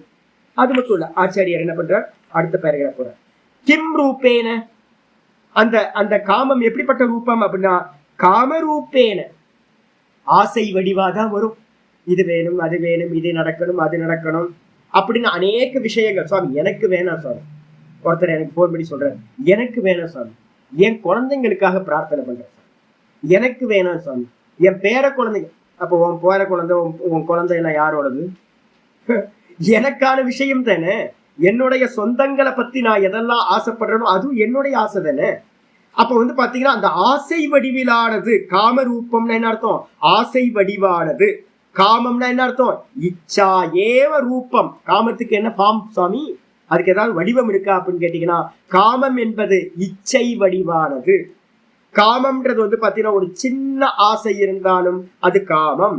அந்த இச்சா ரூபமா இருக்கிற அது அஸ்ய இது காமரூபக. அந்த காமரூபமானது தேன துஷ்பூரேன துக்கேன பூரணம். துஷ்பூரம்னு மந்திரத்துல இருக்குல்ல, துஷ்பூரேன அனலேனச்ச. துஷ்பூரம்னு என்ன அர்த்தம், துக்கேன பூரணம். ஐயோ, இந்த உலகம் வந்து பாத்தீங்கன்னா தன்னுடைய ஆசைகளை பூர்த்தி பண்றதுக்காக படுற கஷ்டம் இருக்கு பாருங்க. ஐயோ கஷ்டம் கஷ்டம் கஷ்டம். நேற்று ராத்திரி கோயில் போயிட்டு வர மணி 8 மணி ஆச்சு, கிரிவலம் போயிட்டு வரோம். 8 மணிக்கு மேல கோயில், துர்கியம்மன் கோயிலுக்கு எடுத்த மாதிரி ஒரு பாட்டி வந்து பாத்தீங்க அப்படின்னா குறைஞ்சபட்சம் ஒரு 70 வயசு இருக்கும். பாத்தீங்க அப்படின்னா சின்ன கூடைய வந்து பாத்தீங்கன்னா பின்னி வச்சிருக்கு, அந்த மூங்கில் கூடை. ராத்திரி அது உட்கார்ந்துருக்க இடத்துல ஆட்கள் கூட இல்லை. அப்படியே வந்து பாத்தீங்கன்னா போய் நான் நின்று, என்னம்மா ஏன் இவ்வளவு நேரத்துல இந்த ராத்திரியில உட்கார்ந்துருக்கீங்க என்ன அப்படின்னா, அந்த அம்மா சொல்லுது என்னன்னு கேட்டீங்கன்னா, வீட்டுக்கு போகணும் சுவாமி, இந்த கூடை ஏதாவது வித்துச்சு அப்படின்னா பணத்தை கொண்டுட்டு போறான் சுவாமி. ஏமா உங்க பசங்க எல்லாம் இல்லையா? இருக்காங்க சுவாமி, நான் போய் வந்து பாத்தீங்கன்னா பணம் சம்பாதிச்சு கொண்டு போய் கொடுத்தேன்னா இன்னும் கொஞ்சம் நல்லா இருக்கும், பேர குழந்தைங்க நல்லா இருப்பாங்க அப்படி. இன்னொரு அம்மா வந்து பாத்தீங்க அப்படின்னா நான் எந்த பணம் கொடுத்தாலும் 70 பிச்சை எடுத்துட்டு இருக்கு ஒரு அம்மா. அந்த அம்மாட்ட எது கொண்டு போய் கொடுத்தாலும் அதுக்கு என்ன ஆசைன்னு கேட்டீங்கன்னா குழந்தைங்க நல்லா இருக்காங்க, அவங்க வேலை செய்யறாங்க. இந்த அம்மாவுக்கு வயசு 75 வயசு. இவங்க போய் என்ன பண்ணுவாங்கன்னா ஆசை, உள்ளுக்குள்ளார ஆசை என்னன்னு கேட்டீங்கன்னா இந்த அபிமானம் இருக்கு பாருங்க, என்னோடைய குழந்தைகள், என்னோட பேர குழந்தைகள், அவங்களுக்கு ஏதாவது பண்ணணும் அப்படின்னு. தனக்காகவா அப்படின்னா தனக்காக கஷ்டம் படுறது இல்லை, தன்னை சார்ந்தவர்களுக்காக மமத்துவம் சொல்றமே அந்த பந்தத்துக்காக. நான் தான் சொல்றேன், அவங்க எல்லாம் வேலைக்கு போறாங்க, அவங்க எல்லாம் சம்பாதிக்கிறாங்க, நீ நிம்மதியா இருக்க வேண்டியதுன்னு இருக்க மாட்டாங்க யாரும். எதை கிடைச்சாலும் கொண்டு போய் அவங்களுக்கு கொடுக்கறது. ஏன்னா மோகம் இருக்கு நம்மள்கிட்ட. அவங்க கர்மத்துப்படி பிறக்கிறாங்க. நம்ம ஏஜுக்கு வந்து பாத்தீங்கன்னா ஒதுங்கி நிக்கணும், நம்ம ஈஸ்வரன் நோக்கி போகணும் அப்படின்னு நிறைய பேருக்கு தெரியறதே இல்லை. அப்ப ஆசைன்றது வந்து பாத்தீங்கன்னா நேரடியா தனக்கானதா இருக்கணும்னு அவசியம் இல்லை. எந்த ரூபத்துல இருந்தாலும், நான் சொன்ன ஒரு 100 ரூபாய் பணத்தை எடுத்து கொடுத்த அம்மா நல்லா சாப்பிட்டு போய் வீடு போய் சேருமா அப்படின்னு சொல்லிட்டு நான் கேட்டேன், என்ன பண்ணுவேன் இந்த பணத்தை அப்படின்னு. கொண்டு போய் என் பேரனுக்கு கொடுப்பேன் தலையில எடுத்து. நான் உனக்கு கொடுத்தது வந்து பாத்தீங்கன்னா நல்லா ஏதாவது சாப்பிட்டு வீடு போய் சேரு, ஒரு கூடை வித்தா எத்தனை கிடைக்குமோ அதை நான் கொடுத்துட்றேன் அப்படின்னு கொடுத்துட்டேன். 100 ரூபாய் கொடுத்தேன், பத்தாதுன்னு இன்னொரு 100 ரூபாயும் கொடுத்தேன், 200 ரூபாய் எடுத்து கொடுத்தாச்சு. அது நல்லபடியா சாப்பிட்டோன்னு. ஏன் 200 ரூபான்னு கேட்டீங்கன்னா, அது நான் கேள்வி கேட்டேன், என்ன பண்ணுவேன் அப்படின்னு. பேரண்ட் கொண்டு போய் கொடுப்பேன் சார். அப்புறம் இன்னொரு 100 ரூபாய், சரி இதையாவது சாப்பிட்டு போ அப்படின்னு. அது என்ன பண்ணும், அந்த பாட்டி திரும்பவும் கொண்டு போய் தான் கொடுக்கும். அப்போ சின்ன ஒரு பிச்சை எடுக்கிறதும் ஒரு சாமானிய ஜனங்கள்ட்ட இருந்து பெரிய ஆட்கள் வரைக்கும் வந்து பாத்தீங்கன்னா என்ன இருக்கு அப்படின்னா, வெறும் மோகம் மட்டும்தான் இருக்கு. வெறும் சம்பாதிச்சுக்கிட்டே இருக்கிறது. எதுக்காக சம்பாதிக்கிறது? குழந்தைங்களுக்காக. 7 தலைமுறைக்கு சம்பாதிச்சுக்கிட்டே இருப்பான் விட்டா, அரசியல்வாதிகள் மாதிரி. அப்ப என்ன அர்த்தம் அப்படின்னு கேட்டா, தன்னுடைய தர்மத்தை விட்டுட்டு, தான் ஈஸ்வரனை அடையணும்னு தர்மத்தை விட்டுட்டு இன்னும் பணம் சம்பாதிக்கிறதுலயும் அதை நல்லா ரட்சணம் பண்றதுலயுமே பிரவருத்தி ஆயிட்டு இருக்காங்க. இது ஆசை. இந்த ஆசை என்ன பண்ணும்? காமரூபம், துஷ்பூரம்னு சொல்லிட்டார். துஷ்புரனா கம்ப்ளீட்டாகவே ஆகாதுங்க. அருமருந்து எது அப்படின்னா போதும்ன்றது. பகவான் நல்லா பாத்துக்கிறார். அவன் கர்மா அவன் அனுபவிப்பான். யாரா இருந்தாலும் வந்து பாத்தீங்க அப்படின்னா அதுதான் நடக்கும். நடக்கும் சுவாமி அப்படின்னு ஒதுங்கிட்டா, திருப்தியோட இருந்தீங்கன்னா நிம்மதியா இருக்கலாம். அப்படி இல்லைன்னா பூரணம் பண்ணவே முடியாது. துஷ்பூரம், துக்கத்தினாலதான் பூரணம் பண்ண முடியும். கஷ்டப்பட்டுதான் பூரணம் பண்ண முடியும். சரி, பூரணம் பண்ணதுக்கு பிறகு வேற ஒண்ணு வந்து முன்னாடி நிற்கும். எப்பவுமே நாய் வாழ நிமித்த முடியாத மாதிரி அடுத்து உங்களுக்கு என்ன இருக்கும்? கமிட்மெண்ட் வந்துகிட்டே இருக்கும். எதுவுமே இந்த உலகத்துல பூரணமாகவே ஆகாது. அப்படிப்பட்டதா இருந்துகிட்டு துஷ்பூரக தேன அனலேன. அனலம்னா என்ன அர்த்தம்? நெருப்பு சொல்றார், அக்னி சொல்றார். அனலேன ந அஸ்ய அலம் பர்யாப்தி வித்யதே. இதற்கு இந்த காமத்துக்கு வந்து போதும்ன்றது வந்து பாத்தீங்கன்னா இருப்பதே இல்லை, இருக்கவே இருக்காது. போதும்ன்ற எண்ணம் வந்து பாத்தீங்கன்னா சாகர காலம் வரைக்கும், மரணம் மூச்சு முடுற வரைக்கும் வந்து பாத்தீங்கன்னா இப்போ ஏதாவது வேணுமா அப்படின்னா போதும் சாமி, வாழ்ந்தாச்சு போதும் சாமின்ற எண்ணம் வரவே. இது நடந்தா நல்லா இருக்குமே, இப்படி நடந்தா நல்லா இருக்குமே அப்படின்னு எதையோ ஆசை இருந்துகிட்டே தான் இருக்கும். அப்ப அதனால அது வந்து பாத்தீங்கன்னா போதும் என்று சொல்லாதது எதுவோ அந்த காமம், அதுக்கு என்ன பேரு? அனலகன்னு பேரு. அது இது அனலக. அனலகன்னு என்ன அர்த்தம்? அக்னி. அக்னி மாதிரி இந்த காமம் எவ்வளவு போட்டாலும் வந்து பாத்தீங்கன்னா பூர்த்தி ஆகாததா இருக்கு அப்படின்னு சொல்லியாச்சு. சொன்னதுக்கு பிறகு 40வது ஸ்லோகம், முக்கியமான ஸ்லோகம் வர. கிம் அதிஷ்டானக புனக காமஹ. இந்த காமம் இருக்கு சொல்றீங்களே, இந்த காமத்துக்கு அதிஷ்டானம், ஆதாரம் எது சுவாமி? இந்த காமம் எங்க சுவாமி இருக்கு அப்படின்னு கேட்கிறார். கிம் அதிஷ்டானக புனக காமோ ஞானஸ்ய ஆவரணத்துவேன வைரி சர்வசிய. இந்த உலகத்துல வந்து பாத்தீங்க அப்படின்னா எல்லாத்துக்கும் வைரியா இருக்கிறது, எதிரியா இருக்கிறது, சத்துருவா இருக்கக்கூடிய ஞானத்தை மூடி மறைச்சிருக்கிற ஞானஸ்ய ஆவரணத்துவேன, ஞானத்தை வந்து பாத்தீங்கன்னா மூடி மறைக்கக்கூடிய காரணமா இருக்கக்கூடிய இந்த காமம், இந்த காமத்துக்கு வந்து கிம் அதிஷ்டானக, ஆதாரம் எது? காமம் எங்க இருக்கு? யாராவது கேள்வி கேட்கலாம், காமம் எங்க சுவாமி இருக்கு? எதுக்காக அதை தெரிஞ்சுக்கணும் அப்படின்னா, இந்த எல்லாத்துக்கும் சர்வசிய வைரி, இந்த உலகத்துல இருக்கிற எல்லாத்துக்கும் வந்து பாத்தீங்கன்னா இந்த காமம் எதிரியா தான் இருக்கு. அந்த எதிரியா இருக்கிற காமத்தை வந்து பாத்தீங்கன்னா அதுக்கு அதிஷ்டானத்தை வந்து என்ன பண்றோம்? கேட்கிறோம். என்ன அதிஷ்டானம்? இது ஆதாரம். இது அபேக்ஷாயாம் ஆக. இது மாதிரி யாராவது கேள்வி கேட்டாங்க அப்படின்னா, சுவாமி காமம் எங்க இருக்கு சுவாமி அப்படின்னு கேள்வி கேட்டாங்கன்னா, அவங்க கேள்வியை வந்து அபேக்ஷா பண்ணி சார்ந்து பகவான் வந்து பாத்தீங்கன்னா 40வது ஸ்லோகத்துல பதில் சொல்ல போற. சரி, ஆதாரத்தை கேட்டு என்ன தெரிய போகுது நமக்கு அப்படின்னு கேட்டீங்கன்னா, ஆச்சாரியர் சொல்றார், ஞாத்தேகி க்ஷத்ரோஹோ அதிஷ்டானே சுகேன க்ஷத்ரு நிபர்ஹனம் கர்த்தும் சக்கியதே இதி. நம்ம வந்து பாத்தீங்கன்னா எதிரிய பத்தி தெரிஞ்சுக்கணும். எதிரி எங்க இருக்கா, அவனோட இடம் எது? கோட்டை. ஒரு சத்ரு வந்து ஒரு கோட்டையில இருக்கான்னு வச்சுக்கோங்க. அந்த கோட்டை எந்த விதமான கோட்டை, உள்ள எத்தனை வாசல், உள்ள போறதுக்கு எத்தனை வாசல் இருக்கு, உள்ள யார் யாரெல்லாம் இருப்பா, எத்தனை யுத்த வீரர்கள் இருக்காங்க, நம்ம எந்த விதமான பலத்தோட போய் அதை வந்து பாத்தீங்கன்னா முற்றுகையிடணும், சண்டை போடணும் அப்படின்னு தெரியணும். அதுக்கான போற மார்க்கம் என்ன? அப்ப எதிரிய வந்து டைரக்டா அட்டாக் பண்ணக்கூடாது. எதிரி வந்து பாத்தீங்கன்னா எங்க இருக்கான்னு தெரிஞ்சுக்கிட்டா, ஞாத்தேகி க்ஷத்ரோஹோ அதிஷ்டானி, எதிரியோட ஆதாரஸ்தானம் எங்க இருக்கா அப்படின்னு தெரிஞ்சுது அப்படின்னா சுகேன சத்ரு நிபர்கணம் சக்கியம் கர்த்தும் சக்கியதே.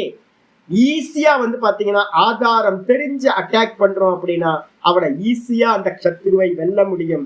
அதே மாதிரி இந்த காமம் எந்த இடத்துல இருக்கு, அப்ப என்ன பண்ணணும்னு கேட்டா ஆதாரத்தையே நிர்மூலம் பண்றது. அதனாலதான் எப்பவுமே வந்து பாத்தீங்கன்னா சத்திருக்கள்ல வந்து ஒரு ராஜாவை யுத்தம் பண்றாங்கன்னு வச்சுங்களேன், என்ன பண்ணுவாங்க அப்படின்னா கேபிட்டல்ல தான் வந்து பாத்தீங்கன்னா அட்டாக் பண்ணுவாங்க. மெயின் அட்டாக்கிங் எங்க நடக்கும்? கேபிட்டல். கேபிட்டல்ல பிடிச்சிட்டீங்க அப்படின்னா ராஜா வந்து பாத்தீங்கன்னா போயிட்டார். அப்ப எங்கேயாவது பாருங்களேன், இப்ப ரஷ்யா யுக்ரைன் போர் நடந்துட்டு இருக்கு. எப்போ அந்த உக்ரைன் வந்து பாத்தீங்க அப்படின்னா அந்த ரஷ்யாவோட இதுல மெயின் பிளேஸ்ல எங்கேயாவது அவன் பாம்பு போடுறான் அப்படின்னா கோப்பம் வந்து பாத்தீங்கன்னா பெரிய அட்டாக்கிங் திரும்ப ரியாக்ட் பண்ணுவான். அப்ப எப்போ வந்து பாத்தீங்கன்னா இப்ப நம்ம டெல்லி இருக்குன்னு வச்சுங்க, டெல்லியை சுத்தி வந்து பாத்தீங்கன்னா S-400 வந்து நிப்பாட்டி வச்சுருக்கான். எந்த மிசைலும் வந்து பாத்தீங்கன்னா உள்ளுக்குள்ளார என்ட்ரு ஆகவே கூடாது, அடிச்சு உடச்சிடணும் அப்படின்னு. அப்ப கேபிட்டல் ரொம்ப முக்கியம். ஏன் அப்படின்னா அங்கதான் வந்து பாத்தீங்கன்னா மிலிட்ரியோட ஹெட் குவார்டர்ஸ் இருக்கும், அதே மாதிரி பிரைம் மினிஸ்டர் இருப்பார், எல்லாம் இருப்பார். அப்ப இந்த காமத்தோட ஆதாரம் எது, காமம் இருக்கிற கேபிட்டல் எது அப்படின்னு தெரிஞ்சிச்சு அப்படின்னா அந்த என்ன பண்ணலாம், நிர்மூலம் செய்வது எளிதால ஆகும். அதனால வந்து பாத்தீங்கன்னா காமத்தோட ஸ்தானம் எதுன்னு இந்த ஸ்லோகத்துல கேட்டு பதில் சொல்ல ஆரம்பிக்கிறார். 40வது ஸ்லோகம். இந்திரியாணி மனோ புத்திஹி, இந்திரியாணி மனோ புத்திஹி அஸ்யாதிஷ்டானமுச்யதே, அஸ்யாதிஷ்டானமுச்யதே. இந்திரியாணி மனோ புத்திஹி, இந்திரியாணி மனோ புத்திஹி அஸ்யாதிஷ்டானமுச்யதே. ஏதைர்விமோகயத் ஏஷः, ஏதைர்விமோகயத் ஏஷः ஞானமாவ்ருத்ய தேஹினம், ஞானமாவ்ருத்ய தேஹினம். இந்திரியாணி மனோ புத்திஹி அஸ்யாதிஷ்டானமுச்யதே. ஏதைர்விமோகயத் ஏஷः ஞானமாவ்ருத்ய தேஹினம். ரொம்ப அற்புதமான ஸ்லோகம். இந்திரியாணி, இந்த காமம் வந்து பாத்தீங்கன்னா எங்க சுவாமி இருக்கு? நான் அன்னைக்கே சொல்லிட்டேன். இந்திரியஸ்ய இந்திரியஸ்யார்த்தே ராகத்வேஷ வியவஸ்திதோன்னு ஸ்லோகம் வந்துச்சு பாத்தீங்களா? அதுலயே நான் சொல்லிட்டேன், இந்திரியங்களோட வாசனை எங்கெல்லாம் இருக்கும். முதல்ல காஃபி சாப்பிட்டேன் அப்படின்னா அந்த காஃபியில 1 மணி நேரத்துக்கு அந்த கசப்பு இருக்கும் சுவாமி. நான் நல்ல காஃபின்னு எங்கேயாவது ரெக்கமெண்ட் பண்றேன் அப்படின்னா அந்த காஃபியோட கசப்பு வந்து பாத்தீங்கன்னா எவ்வளவு டைம் இருக்குன்னு பாப்பேன்.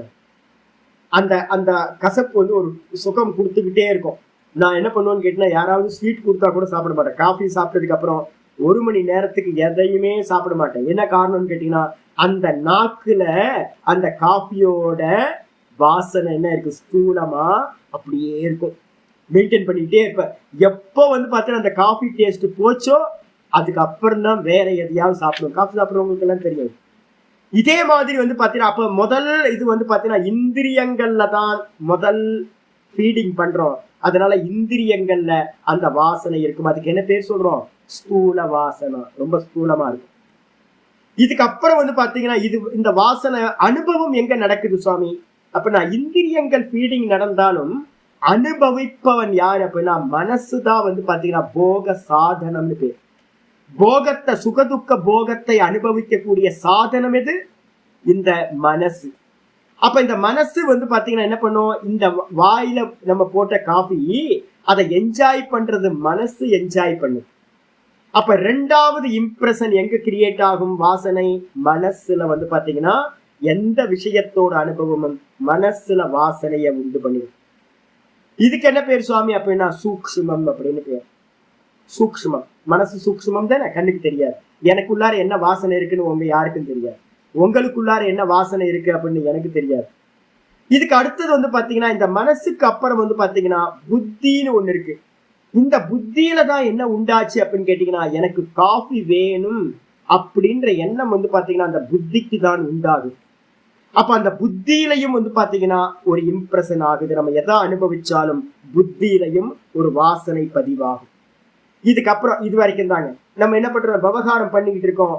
இந்திரியங்கள், மனசு, புத்தி, இந்த 3தோட விஷயங்களும். ஆனா எந்த அனுபவம் பண்ணினாலும் அதோட ஸ்டோரேஜ் ஒரு ரூம் இருக்கு. என்ன ரூம்?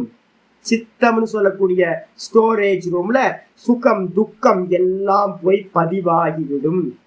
எந்த அனுபவமாயிருந்தாலும் அந்த அனுபவங்கள் அப்படியே பதிவாயிடும் சித்தத்துல, ஸ்டோர் ரூம்ல. அதுதான் வந்து பாத்தீங்கன்னா சஞ்சித கர்மாவா, சஞ்சித வாசனைகளா இருந்துகிட்டு நமக்கு திரும்ப திரும்ப திரும்ப ஜென்மங்களை கொடுத்துக்கிட்டே இருக்கு. அப்ப ஆதாரம் கேட்டீங்க அப்படின்னா ஆச்சாரியர் ஆரம்பிக்கிறாரு, இந்திரியாணி மனோ புத்தி. 3 ஐட்டம். இந்திரியங்கள் முதல் ஸ்டெப் வந்து பாத்தீங்கன்னா இந்திரியத்து வழியா தான் விஷயம் போகுது. உள்ள போகும் போதே இம்ப்ரெஸ கிரியேட் பண்ணுது. அதுக்கப்புறம் மனசுக்கு போகுது, இம்ப்ரெஸ கிரியேட் பண்ணுது. அதுக்கப்புறம் புத்திக்கு போகுது, இம்ப்ரெஸ கிரியேட் பண்ணுது. அப்ப இந்த 3 விஷயங்கள் தான் அஸ்ய அதிஷ்டானம் உச்சியதே. அஸ்யனா என்ன அர்த்தம்? அஸ்ய காமஸ்ய, இந்த காமத்தோட என்னது அதிஷ்டானம் என்று சொல்லப்படுகிறது, ஆதாரம் என்று சொல்லப்படுது. காமம் எங்க இருக்கும்? காமம்னா என்ன அர்த்தம்? காம வாசனா. காமம்னா என்னதும் வாசனை அப்படின்னு பேரு. காம வாசனை 3 இடத்துல இருக்கும் சொல்லியாச்சு. இதுக்கப்புறம் ஏதைர் விமோகயதி ஏஷா. இது என்ன பண்ணுது அப்படின்னு கேட்டீங்கன்னா, ஏதைகி அப்படின்னா இவைகளால், இந்திரியங்களாலும் மனதினாலும் புத்தியினாலும். இந்திரியங்கள்ல என்ன வருது? நாக்கு ஊற ஆரம்பிக்குது. இப்ப நான் காஃபின்னு சொன்னோடனே நாக்கு வந்து பாத்தீங்கன்னா எனக்கு காஃபி வேணும் காஃபி வேணும்னு அந்த சால்னா வந்து பாத்தீங்கன்னா அந்த இது என்னது என்ன சொல்லுங்க உமிழ்நீர் வந்து பாத்தீங்கன்னா சுரக்க ஆரம்பிச்சிருது. காஃபியோ இனிப்போ எதையும் சாப்பிட்டாலும் பார்த்தாவே சலைவா சலைவா வந்து பாத்தீங்க அப்படின்னா ஊற ஆரம்பிச்சிருது. நல்ல ஸ்வீட்டை பார்த்தாவே ஸ்டார்ட் ஆயிடுச்சு. இங்க முதல்லயே நல்ல பாட்டு வந்து பாத்தீங்கன்னா தூரத்துல இளையராஜா பாட்டு கேட்குதுன்னா ஆஹா உடனே வந்து பாத்தீங்கன்னா அப்படியே போகுது, காது வந்து பாத்தீங்கன்னா அது பின்னாடியே போகுது, ஏதோ நல்ல பாட்டாச்சு இது அப்படின்னு. அப்ப எதா இருந்தாலும் ஒரு நல்ல காத்து பிரீஸ் வருது அப்படின்னா இந்த வெக்கையா இருக்கிற ரூம்ல இருந்து நான் என்ன பண்றேன், மெதுவா பிரீஸ் இருக்கிற பக்கம் போறேன். அப்ப முதல் ஸ்டெப் வந்து பாத்தீங்கன்னா என்ன கொண்டுட்டு போறது எது அப்படின்னா, இந்த இந்திரியங்கள் வந்து பாத்தீங்கன்னா என்ன காமத்து பக்கம் இழுத்துக்கிட்டு போகுது, சுகத்தை நோக்கி. இதுக்கு அடுத்து மனசு வந்து பாத்தீங்கன்னா என்ன பண்ணுது, ஆசைப்படுறது எது அப்படின்னா, மனசு ஆசைப்படுது உள்ளுக்குள்ளார அந்த சுகம் எனக்கு வேணும் வேணும் வேணும் அப்படின்னு. இந்த புத்தி என்ன பண்ணுதுன்னா சங்கல்பம் பண்ணிருக்கு, ஆமா இது சுகமானது அப்படின்னு. சங்கல்பம் யாருக்கு உண்டாச்சு? புத்தியில உண்டாச்சு சங்கல்பம். எப்படி அதுக்கு தெரியும் இது சுகமானது அப்படின்னு கேள்வி கேட்டீங்கன்னா, அந்த சித்தத்துல ஏற்கனவே சுகத்தை அனுபவிச்ச வாசனை இருக்கு. அதுல இருந்து மெசேஜ் வந்து பாத்தீங்கன்னா புத்திக்கு வருது, இது சுகமானது இது துக்கமானது அப்படின்னு அந்த வாசனை வருது. அப்ப புத்தி சொல்லுது இது சுகமானது இது துக்கமானது அப்படின்னு. மனசு சொல்லுது எனக்கு அந்த சுகம் வேணும் அந்த துக்கம் வேணாம் அப்படின்னு. இந்திரியங்கள் என்ன பண்ணுது, அதுக்கேற்ற மாதிரி ப்ரிப்பேர் ஆகி அதை அடையறதுக்கான முயற்சியில ஈடுபடும். இதுதான் ப்ராசஸ். அப்போ இந்த 3 இந்திரியம் மனசு புத்தி ஏத்தைகி, இந்த 3 விமோகயதி ஏஷக. ஏஷக அப்படின்னா இந்த புருஷன் யாரு? ஏஷதேகினம். இந்த புருஷனை வந்து பாத்தீங்க அப்படின்னா என்ன பண்ணுது அப்படின்னு கேட்டீங்கன்னா, ஞானம், இவனுடைய ஞானத்தை வந்து பாத்தீங்கன்னா மூடி, ஏனம் ஆவருத்திய தேகினம் திஷ்டதி. இது என்ன பண்ணுது அப்படின்னு கேட்டீங்கன்னா, இந்த ஞானத்தை, நம்ம ஞானம் இருக்குல்ல, நான் நான் நான், அதான் ஞானம், ஆத்மாவை பத்தின ஞானம். இந்த ஞானத்தை வந்து பாத்தீங்கன்னா இந்த காமமானது மூடி என்ன பண்ணுது, தேகினம் விமோகயதி. தேகி அப்படின்னா நான் நான் ஜீவன் சொல்லிட்டு இருக்கமே, ஜீவாத்மா நம்மளை வந்து பாத்தீங்கன்னா மோகத்தில் ஆழ்த்துகின்றது, மோகப்படுத்துகின்றது அப்படின்னு ஸ்லோகம் முடியும். அப்ப நம்ம 3 விஷயங்கள், இந்திரியம் மனசு புத்தி, இதுதான் காமத்தினுடைய அதிஷ்டானம். காமம் சங்கல்பம். இந்திரியங்களுக்கு வந்து பாத்தீங்கன்னா பேர் இல்ல, இந்திரியங்களுக்கு வெறும் வந்து பாத்தீங்கன்னா அலைச்சல் தான். மனசுல இருக்கிறது காமம், புத்தியில இருக்கிறது சங்கல்பம், சித்தத்துல இருக்கிறது வாசனைகள். இது எல்லாம் காமத்தோட வேற வேற ஃபார்ம், இருக்கிறது ஒரே காமம் தான். இந்த காமம் என்ன பண்ணுது, ஜீவாத்மான்னு சொல்லக்கூடிய தேகியை, தேகினம்னா ஜீவாத்மாவை, நம்ம எல்லாத்தையும் என்ன பண்ணுதுன்னா நம்மளுடைய ஞானத்தை மூடி மறைச்சு, எங்க இருக்கு நான், எங்க இருக்கு இந்திரியத்தை தாண்டி மனசு, மனசை தாண்டி புத்தி, புத்தியை தாண்டி தூக்கத்துக்கு போனோம்னா சித்தம், சித்தத்தை தாண்டி தான் வந்து நான் சுத்த பிரம்ம தத்துவம் இருக்கு.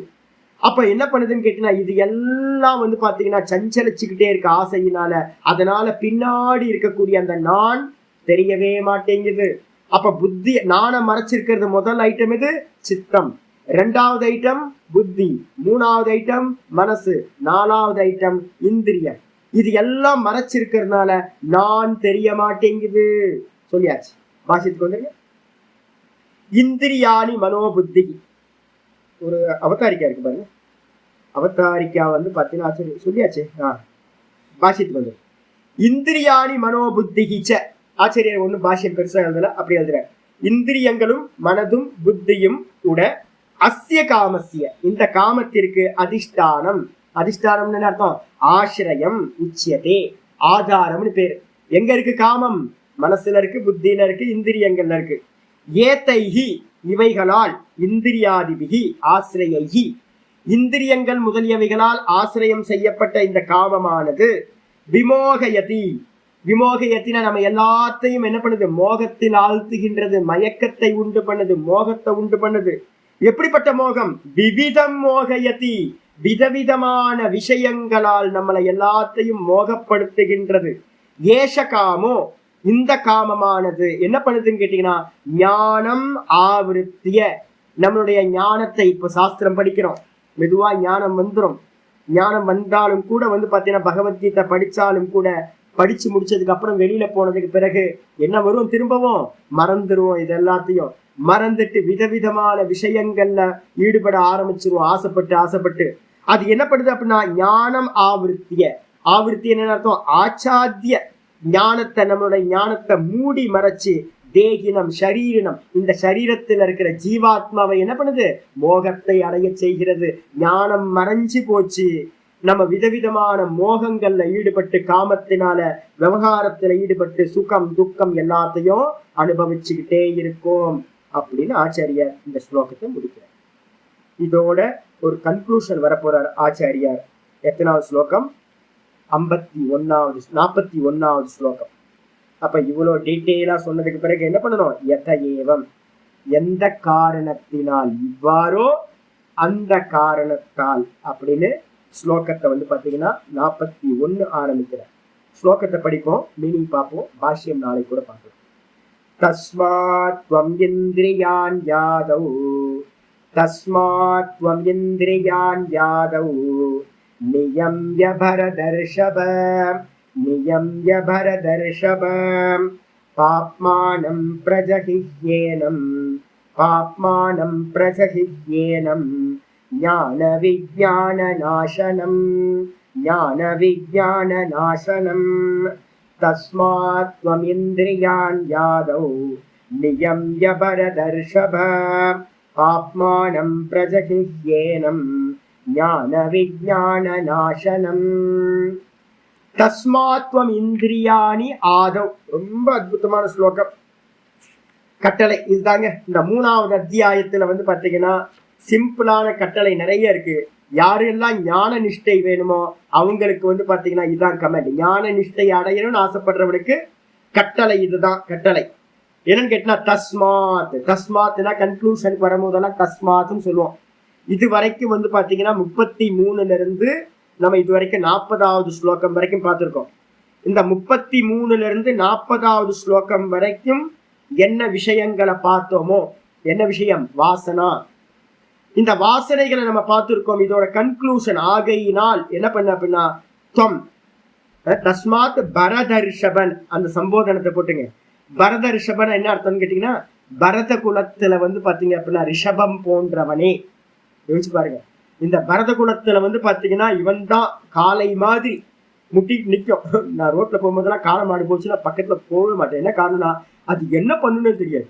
டம்னு ஒரு வீடியோ ஒன்று பார்த்தா ஒரு பெரிய ஆட்டோவையே தூக்கி தூக்கி போட்டு போகுது. ஐயோ என்ன பலம் அது! ரிஷபம்ன்றது ஒரு பெரிய பலம். அப்போ பாத்தீங்கன்னா நீ பாத்தீங்கன்னா பரத குலத்துல ரிஷபம் போன்றவன் பெரிய வீரன். வீரனாரு எவ்வளவு பெரிய வீரனா வேணா இருக்கட்டும், இந்திரியத்திலேயே மனசையும் கண்ட்ரோல் பண்றதுல ஒருத்தனுக்கு சாமர்த்தியம் உண்டாச்சுன்னா அவன் தான் வீரன். நீ வேணா வெளியில பாத்தீங்கன்னா வீரனா இருக்கலாம், அதனால நீ உன்னோட வீரத்தை எங்க அப்ளை பண்ணி ஆகணும்? இந்த இந்திரியத்திலையும் மனசுலயும் உன்னோட வீரத்தை காட்டு பார்க்கலாம் அப்படின்னு சம்போதனம் சொல்றாரு. ஏ பரத ரிஷப அர்ஜுனா, என்னன்னு கேட்டீங்கன்னா முதல்ல பாத்தீங்கன்னா தொம், தஸ்மாத்து தொம் இருக்கு, அந்த தொம்மை போட்டுங்க. நீ தொம்னா நீ, தஸ்மாத் ஆகையினால் ஏ பரதர்ஷப அர்ஜுனா நீ என்ன பண்ண? ஆதௌ இந்திரியாணி நியம்ய. முதல் காரியம் எங்க கை வைக்கணும்? நான் சொல்லியிருக்கேன் ஏற்கனவே. தோசையில ஆப்பம் அம்மா ஆப்பம் கொண்டு கொடுக்குறாங்கன்னு வச்சுங்க, எடுத்தோட தோசையோ ஆப்பமோ கையில வைக்க, நடுவுல வைக்க கூடாது. சுத்தி இருக்கிற வெளிப்பிரகாரத்துல காரியம் பண்ணிட்டு அதுக்கப்புறம் உள்பிரகாரத்துல காரியம் பண்ணிட்டு அதுக்கப்புறம் தான் கோருக்கு வரணும். அதே மாதிரி வந்து பாத்தீங்க அப்படின்னா முதல் காரியம் நீ என்ன பண்ண அப்படின்னா இந்திரியங்கள் தான் ஃபர்ஸ்ட் இம்ப்ரெஸ் ஆகிறது. வாசனைகள் பதிவாகிற இடம் இது இந்திரியங்கள். அந்த இந்திரியங்களை முதலில் என்ன பண்ண நியம் என ஒரு ஆர்டர் உன்னோட ஹோல்டுக்கு கொண்டுட்டு வா. இதுக்கு என்ன பேர் சுவாமி? தமம்னு பேர். என்ன பேரு? தமம். பாஹ்ய இந்திரிய நிகிரகம். சாதன சதுஷ்டயம் படிக்கும் போது விவேகம், வைராக்கியம், அதுக்கப்புறம் சமம், தமம். சமம்ன்றது மனோ நிகிரகம், அதே நேரத்துல தமம்ன்றது வந்து பாத்தீங்கன்னா இந்திரிய நிகிரகம். அப்ப இந்திரிய நிகிரகத்தை வந்து பண்ணாம மனோ நிகிரகம் பண்ண முடியாது. ஏன் சுவாமி முதல்ல சமம் வச்சிருக்க அப்படின்னா நம்மளோட லட்சியம் வந்து பாத்தீங்கன்னா மனோ நிகிரகம். ஏன்னா மனோ நிகிரகம் நடந்தாதான் தானா நிக்க முடியும். அப்ப மனோ நிகிரகத்துக்கு என்ன பண்ணணும் சுவாமி அப்படின்னு யாராவது கேட்டாங்கன்னா முதல்ல நீ என்ன பண்ணு, மனோ நிகிரகம் பண்ணாத. ஃபர்ஸ்ட் வந்து பாத்தீங்கன்னா மனசுக்கு எல்லா விஷயங்களும் ஃபீடிங் ஆகிற வேது இந்த இந்திரியங்கள் தான். அப்ப இந்திரியங்கள்ல வந்து பாத்தீங்கன்னா முதல் காரியம் பண்ணு, தமத்தை அனுஷ்டானம் பண்ணு அப்படின்னு இங்க ஆச்சரியம் சொல்ற. நியம் இந்திரியங்களை நெறிப்படுத்தி வசப்படுத்தி பண்ணு. என்ன பண்ணு அப்படின்னா பாப்மானம்னா இந்த காமம் எப்படிப்பட்டது? இந்திரியங்கள்ல இருக்கக்கூடிய காமம் ராகத்வேஷம் இது எப்படிப்பட்டது அப்படின்னா பாப்மானம், பாப்பி. இங்க பாப்பின்னு சொன்னாரு. அதே 34வது ஸ்லோகத்துல என்ன பண்ணிருக்காரு? தயோர்ண வசமாகச்சே தௌஹ்யஸ்ய பரிபந்தினவுன்னு 34வது ஸ்லோகத்துல சொல்லியிருக்காரு. வழிபறி திருடர்கள் அது அந்த இந்திரியங்களுக்கு வசமாக கூடாது அப்படின்னு 34ல சொன்னதுதான் இங்க அப்படியே 40வதுல ரிப்பீட் ஆகுது. என்னன்னு கேட்டீங்கன்னா பாப்மானம், இந்த இந்திரியங்கள் தான் பாப்பிகள். எல்லா பாப்ப கர்மத்திலையும் ஈடுபடுறதுக்கு காரணம் இந்த காமக்ரோதம் தான், இந்திரியத்துல இருக்கிற காமக்ரோதம் தான். அதனால என்ன பண்ணு அப்படின்னா பிரஜகி அப்படின்னா என்ன அர்த்தம் கேட்டீங்கன்னா உங்களுக்கு பிரகிருஷ்ட ரூபேன தியாகம் பண்ணு, நல்லா தியாகம் பண்ணு. இந்த இந்திரியங்களை கொஞ்சம் கூட வந்து பாத்தீங்கன்னா பலகீனமா வச்சுக்காத. கொஞ்சம் பலகீனம் இருந்தாலும் அது உன்னை நாசப்படுத்தி விடும். அதனால என்ன பண்ணு அப்படின்னா இந்த பாப்பிகளை என்ன பண்ணு, நன்றாக தியாகம் செய்வாயாக. அது மட்டும் இல்ல ஏனெனில் ஏனம் இந்த காமம் என்ன பண்ணுனா ஞான விஞ்ஞான நாசனம். இது என்ன பண்ணும் அப்படின்னா எவ்வளவு ஞானம், சாஸ்திர ஞானம் வேணா இருக்கட்டும். ரிஷிகேஷ் ஹரித்வார்ல போய் பாத்தீங்கன்னா தெரியும், நல்லா சாஸ்திரம் படிச்சவங்க எல்லாம் நாக்குக்கு வீக், ரொம்ப வீக். நீங்க என்ன நினைச்சிடாதீங்க, நான் நாக்குல அவ்வளவு வீக்ல இல்ல. எக்ஸாம்பிளுக்காக நான் சாப்பாட்டு விஷயத்தையும் ஏன் சொல்றேன் அப்படின்னா பிரதானமான வீக்னஸ் வந்து பாத்தீங்கன்னா இந்திரியங்கள்ல இந்த நாக்கு ரொம்ப வீக்னஸ். ஜிதேரசம் ஜிதம் சர்வம் பாகவதத்துல வந்து பாத்தீங்கன்னா சொல்லப்பட்டிருக்கு. இந்த நாக்கை ஒருத்தன் வெற்றி கொண்டான் அப்படின்னா அவனுக்கு எல்லாமே வெற்றி அடைந்ததாகும், இந்த ஜெகத்தையே ஜெயிச்சுட்டான்னு அர்த்தம். அதுக்காக தான் நான் அடிக்கடி காஃபி, மைசூர் பாக்கு, ஹல்வா எதையாவது எக்ஸாம்பிள் சொல்லிட்டே இருக்கேன். ஏன் அப்படின்னா சாதுக்கள்கிட்ட வந்து நான் பார்த்துருக்கேன், பெரிய பெரிய சாதுக்களை பார்த்துருக்கேன். நிறைய பேருக்கு வந்து பார்த்தீங்கன்னா சாஸ்திரம்லாம் அத்துப்படி. ஏன்னா ரிஷிகேஷ் ஹரித்வார்ல பழைய ஆட்கள்லாம் பார்த்தீங்கன்னா தெரியும், நல்லா படிச்சிருப்பாங்க. ஆனா வந்து பார்த்தீங்கன்னா நாக்கு வீக்னஸ், அலைவாங்க இங்க அங்க நாக்குக்காக அலைஞ்சுக்கிட்டே இருப்பாங்க. மொத்த ஞானமும் போயிடும். அப்ப ஞானத்தையும் விஞ்ஞானம் எது அப்படின்னா விஞ்ஞானம்னா அனுபவம். இந்த ஞானத்தையும் விஞ்ஞானத்தையும் என்ன பண்ணக்கூடியது அப்படின்னா நாசனம்னு அர்த்தம், நாசப்படுத்தக்கூடியது. அப்படிப்பட்ட இந்த எதிரிகள் யாரு அப்படின்னா இந்த இந்திரியங்கள்ல இருக்கக்கூடிய காமமும் குரோதமும். அதனால நீ முதல்ல என்ன பண்ண அப்படின்னா இந்த காமக்ரோதத்தை, இந்த இந்திரியங்கள்ல இருக்கக்கூடிய விஷயத்தை என்ன பண்ணு, வசப்படுத்துவாயாக அப்படின்னு இந்த ஸ்லோகம் முடியுது.